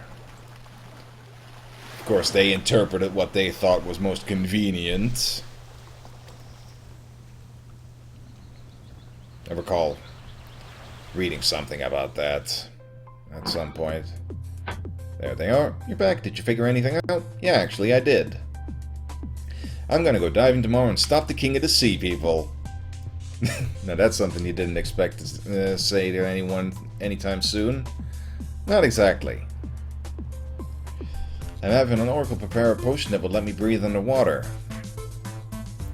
I know, I'm not even sure I believe in myself. Well, Honest and I have decided that we're coming with you. Really? What about the fish thing and your seasickness? I figure as long as I stay on the boat and not near any fish, I'll be fine. I don't think I'd Dramamine or something. Well, thanks, guys. I'm glad you'll be keeping me company. You have to tell us more about this potion, though. Sounds a bit dodgy, really. I'll tell you all about it over dinner. Sounds good to me. I do, genuinely like their camaraderie. Remember this morning when I told you I was sort of upset about seeing you with this guy? Oh, here it comes! Well, I've realized something. All this time I've been trying to hold it in. But I think I'm ready now. I'm not exactly I'm not sure exactly how to say it. Then don't say anything. Just kiss me. You mean, yes, I do. Oh, but... okay.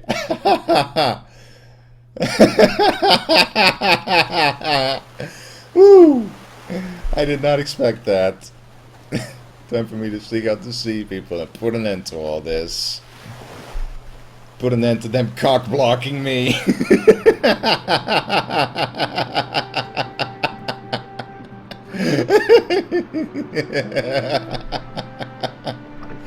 Woo! Mm.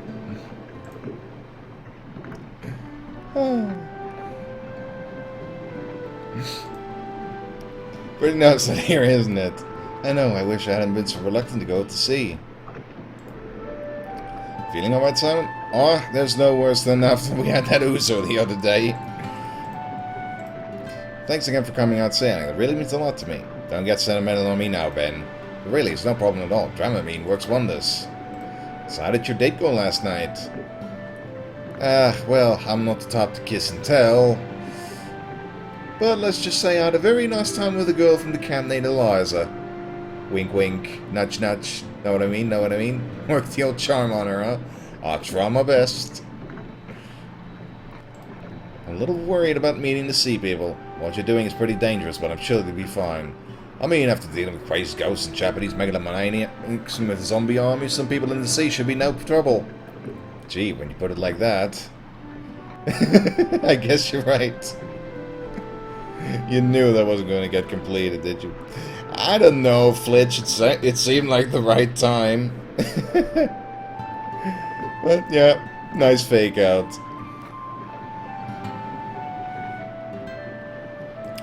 Those Vulcans. I wouldn't feel right letting you come out here by yourself without some moral support. What do you think the sea people will be like? I doubt they'll be very friendly. Be extra careful down there, Ben. Make sure you come right back up here if you're in any danger. Some vacation this is turning out to be, huh? Definitely been out of the ordinary. Sure is better than waiting in huge lines to get into tourist spots. Well, no delaying anymore. Let's call the captain. Oracle.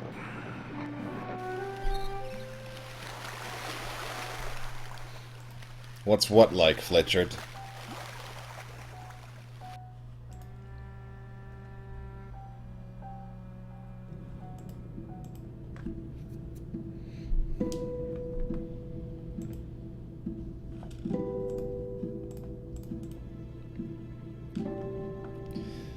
Pour some of the fresh water onto the statue. You've returned. Your potion is ready. Thanks.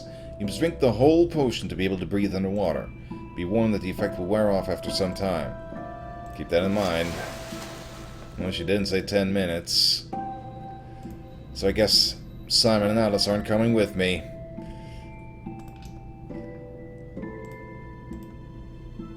Ben's got the notion, drink some potion to breathe in the ocean. Nice rhyme, Norwegians. You ever think about becoming a poet? A beat poet?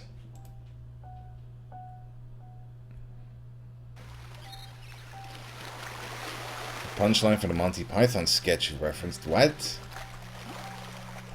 I didn't reference any Monty Python sketch I was aware of. Yeah, okay.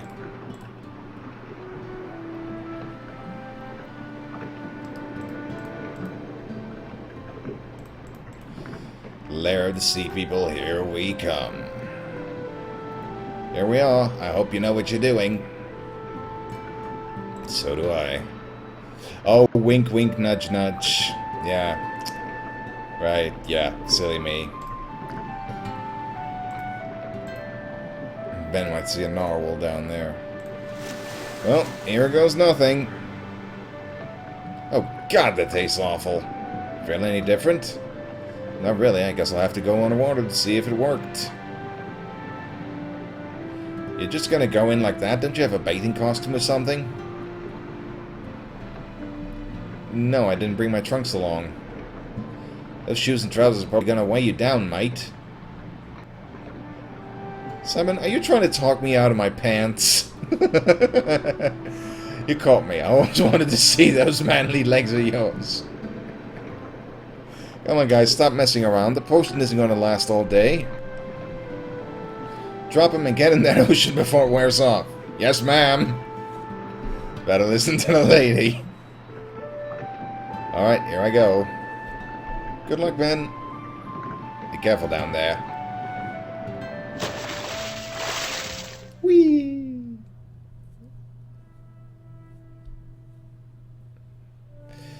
Fighting instinct, you take a deep breath. To your amazement, you find that the potion worked. It's as if you were still breathing air on the surface. I better start looking for the sea people. And then he gets crushed by the immense pressure. Well, I don't know how far deep we are down here. How far down... How far... What the... You know what I mean. Glowing plant. Glowing seaweed.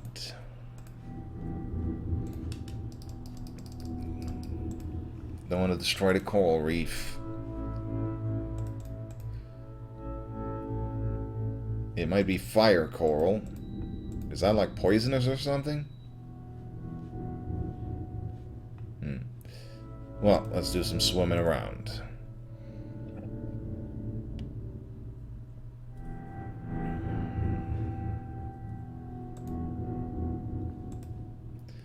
Brain coral.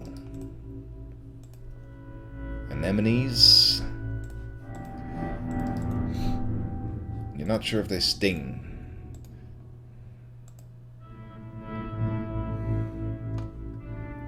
Oh, this looks ominous.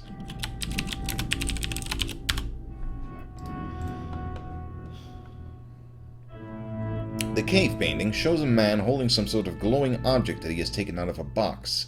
He seems to be giving it to a figure in a cloak. Could this be that box I found in the cave on Minotaur Island? Ah.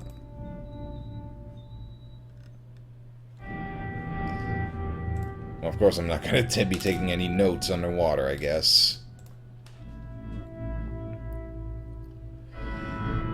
This cave painting shows a large green creature emerging from the sea, dragging a man by the leg. That has to be a sea person. I guess this means that they were disturbed by the removal of whatever was in that box. I wonder what it could have been. Ah.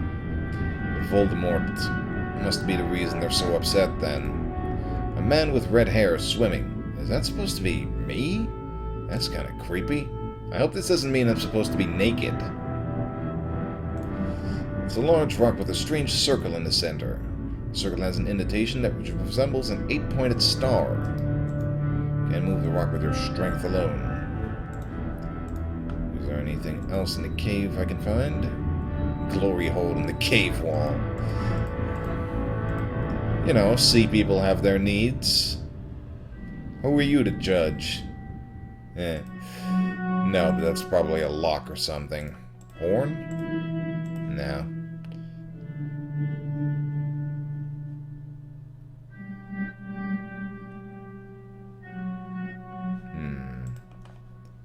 The glowing weed. An indentation which resembles an 8-pointed star. Well, I don't really have anything that would fit in there, I guess. So I'm gonna have to look around some more.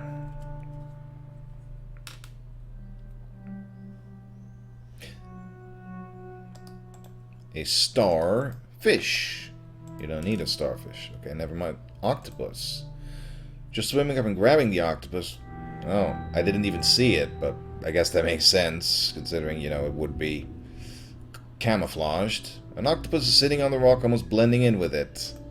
The octopus seems to be asleep. Gore it. Net it. The octopus seems to be asleep, so you take advantage and quickly pull out your homemade net. Ta-da! Well, 8 points. An octopus has 8 legs, so obvious. puzzle is obvious. Wondering if this will work, you prepare to put the octopus on the circle. Upon nearing the rock, the octopus seems to enter a trance. It calmly places itself onto the indentation, as though it had done this many a times before. Well, well. The octopus, having served its purpose, quickly swims away.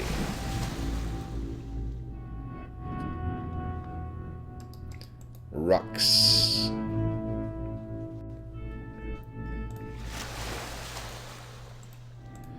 A small rock you picked up off the ocean floor. Better save again just to be on the safe side.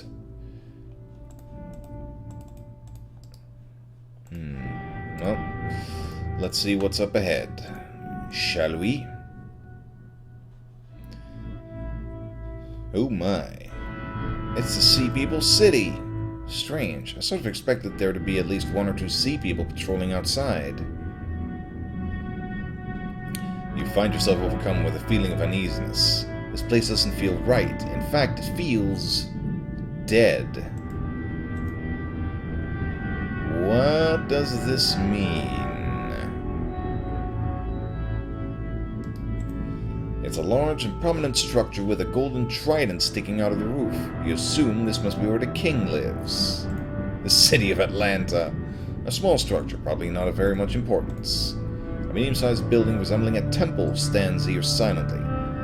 Behind the three main buildings are several markers. From this distance, you can't tell if they're houses or graves. Oh, I guess we found the king. A skeleton is sitting in the throne. It looks human except for the strangely shaped hands and feet. Yeah, octopus with an 8-pointed star design. So you combine a rock with the glowing plant to make a glowing stone which you put inside a skull. What is that, like a life crystal from the dig? You wrap the glowing piece of seaweed around the rock. To your surprise, the rock seems to absorb the seaweed and begins glowing.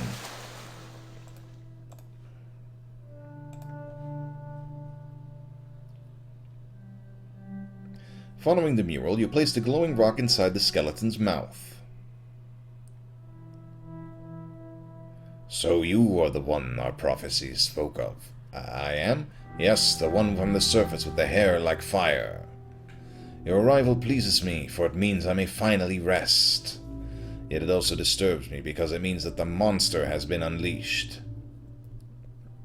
I'm sorry, but I don't quite follow. I understand your confusion. I expect the Oracle told you to seek me out and kill me. Yeah, she did say that, actually. The Oracle knows as much about the sea people as the rest of the surface dwellers. Hey, G-Pudding. I'm doing well. Allow me to tell you the truth about the situation. Oh boy. This isn't going to take too long, is it? I'm not sure how long this potion is going to last. I will keep it short. My people perished long ago. Like any ancient civilization, the world changed, and we did not see fit to change with it. We never took humans from the surface, as your legend claimed. That was the work of a vicious monster who lived near our city. This is Ben Jordan, Paranormal Investigator, Case 6. The monster is the last of the Forsyths, and it was the sworn oath of our people to keep it at bay. Alas, there were times when the actions of the surface dwellers disturbed the monster, and we could do nothing but to stop it from claiming victims. When our civilization began to crumble, we had subdued the beast, but we knew of a prophecy which said it would return someday. This prophecy also said that a fire-haired surface dweller would seek out our king, wrongly believing the monster's cruel deeds to be those of the sea people. I was chosen to wait here until you found and revived me, so I could tell you the truth and arm you for battle with the monster. Well, this is a lot to take in. But I believe you. What do I need to do?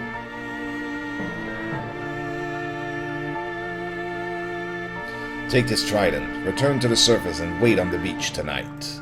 The monster will return for another victim. When it does, use the trident to slay it. Okay, I guess that shouldn't be too difficult.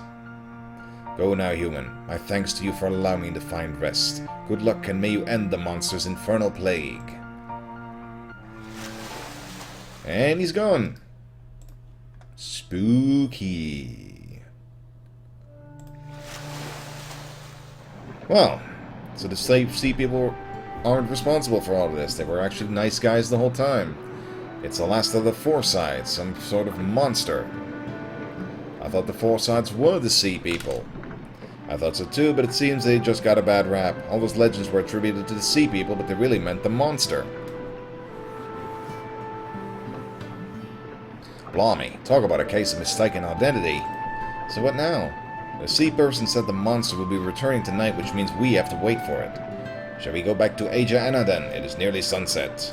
Yeah, we're gonna have an interesting night tonight. Nice night for killing monsters, at least. Did the sea person mention exactly when the monster was going to show up? No. I guess I should have asked so I could have synchronized my watch. Don't get too close. I'm starting to get tired of waiting for this thing. I guess this is what Professor Sandburn meant when he said that 95% of paranormal investigating was sitting around waiting for something to happen.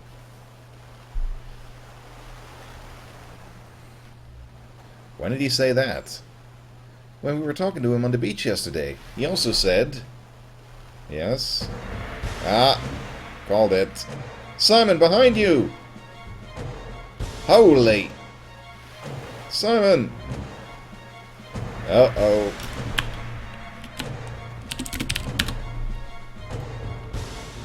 Stab him! You don't want to throw the trident right now. You might accidentally hit Simon. Balls. I gotta think of something else. Net him? No? I'm in a particularly touchy-feely mood right now. No time for talk. Broken.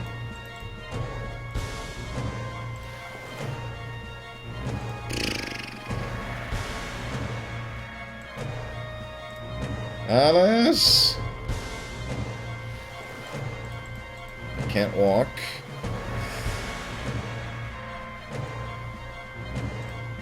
Suntan lotion? Maybe he doesn't like that?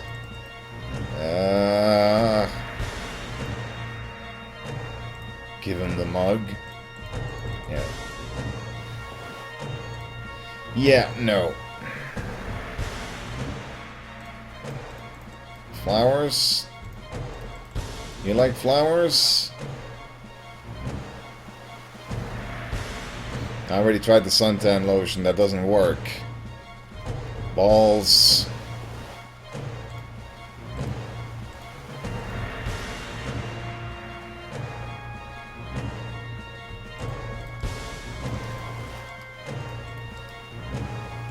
Do I need to combine something?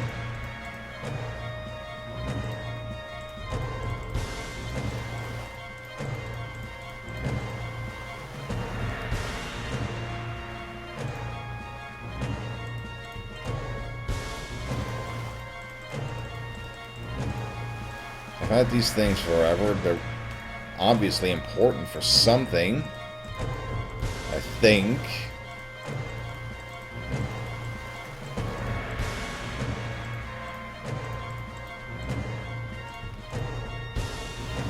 Apply a little bit of suntan lotion. Yeah, good time for it.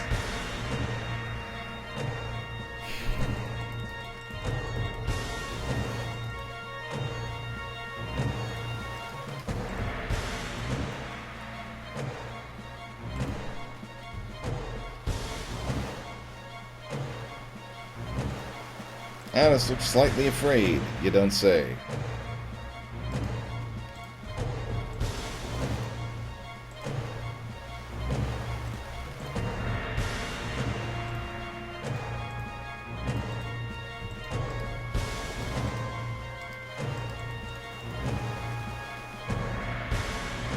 I can't tell the monster to go fuck off or anything.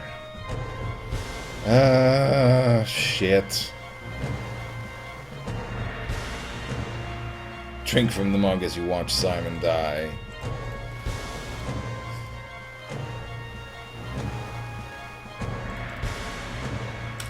Not yet, Flitchert. I can't move right now, G-Pudding. The walking command does nothing. I got suntan lotion, these 2 fucking flowers. A key? No. Got a horn. Don't see any reason to use that on yourself.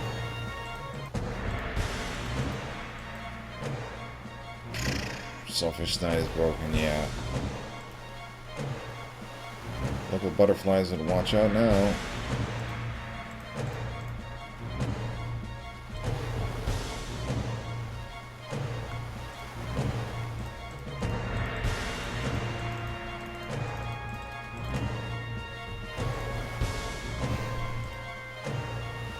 Well, sorry, Simon, you're on your own.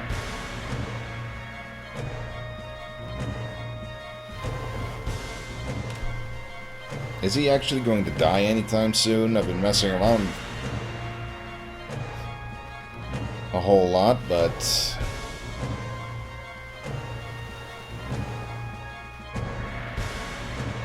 nothing seems to be happening there.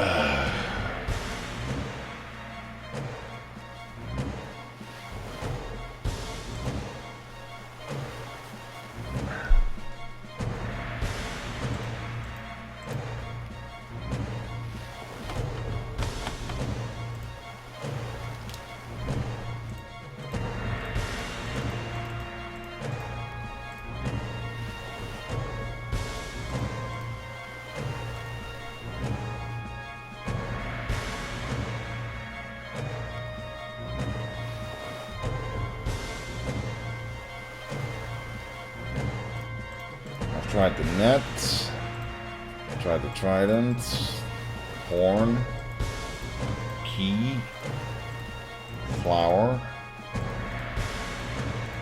broken snout, water, other flower, suntan lotion,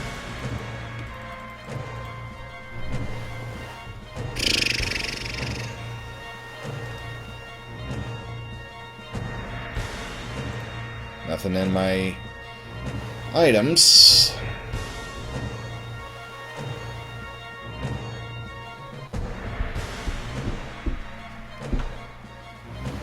What do you want from me, game? Another BS thing. You don't say, Flitchert. I'm just gonna use everything on myself and on Alice to see if that does anything.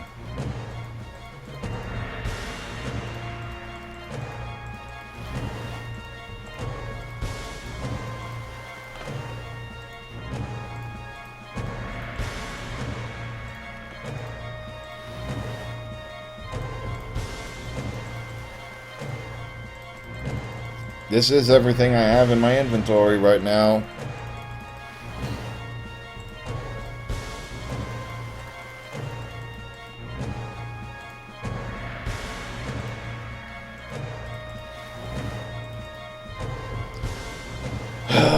Ball sacks.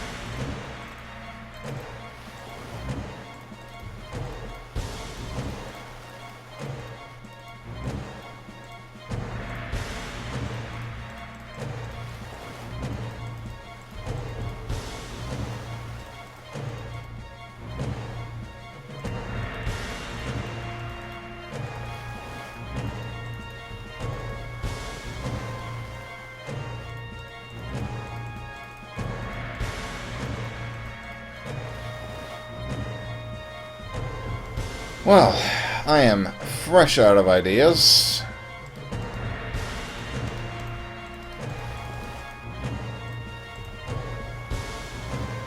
Oh, I could talk to Alice this whole time. Profess your feelings for Alice. Not now. Distract the monster.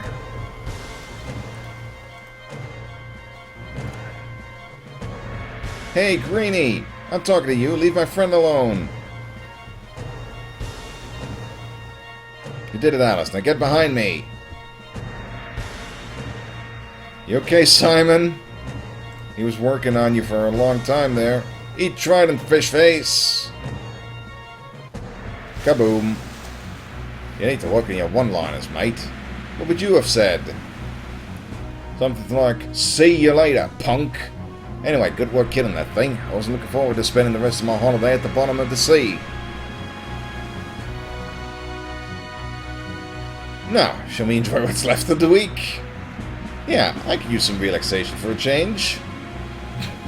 Right, the bar should still be open. How about we all go get some beers on me? They are remarkably flippant considering they just killed an ancient sea monster. Wow. All this time the sea people were being blamed for the work of the far sides. I guess I should stop listening to all those old stories and legends.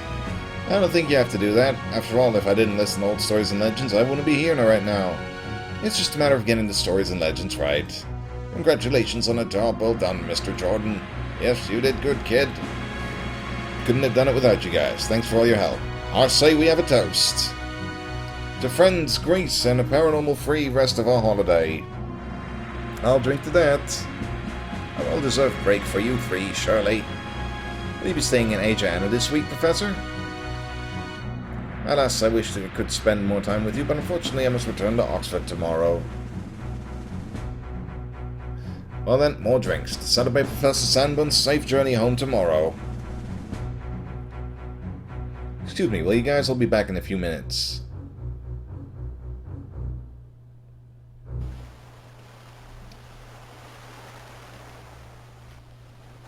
Nice view, isn't it? Oh, yeah, it is. Oh, here it comes. Here it comes. Everything's fine. You seem lost in thought. Just thinking about this whole case. How it seems like it was all planned out, you know? This talk about prophecies and destiny, it got me thinking. What if all of this is out of my hands? What if I'm supposed to be doing something really important? And what if I am, and if I am supposed to be doing something important, how am I supposed to know what that thing is? I got more questions than answers, and frankly, it scares the hell out of me. Well, if it's any consolation, I thought you were really brave throughout all of this. Thanks, Alice. Yes? There's something I think I want to tell you, but I'm not sure how. There's something I think I want to tell you, too. Stay away from the water, you guys!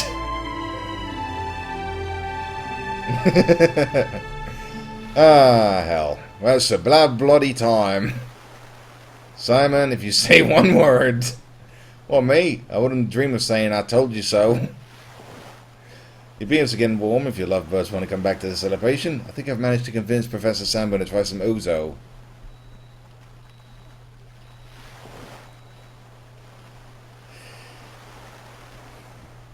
Shall we?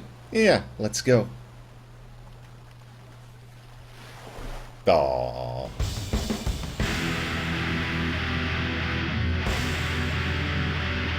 And we're ending on a heavy metal number. Because why not? Ah, Peter Gresser, I was right. Blackwell composer. Well, one of them anyway. Annoying camp theme.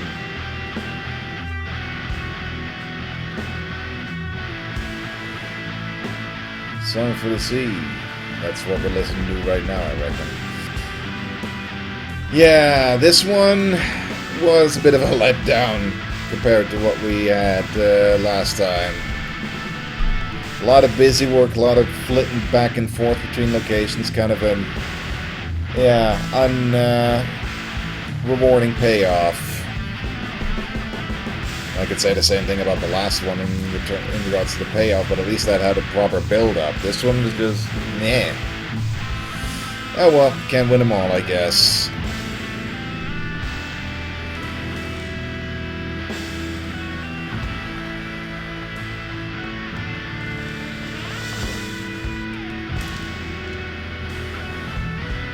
Thank you for playing.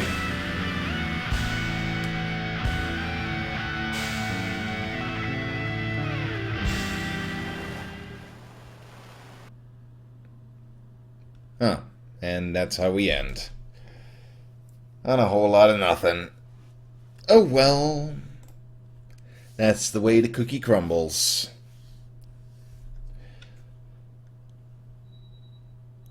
Well, I hope we all had fun regardless. We'll be continuing with case 7 next time then.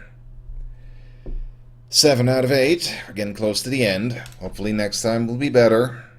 Or at least, well, more enjoyable. Well, hope you guys will all join me for that. Glad you were all here to witness this thing. And I hope you all have a good night. And we'll be seeing each other again next time. Bye-bye.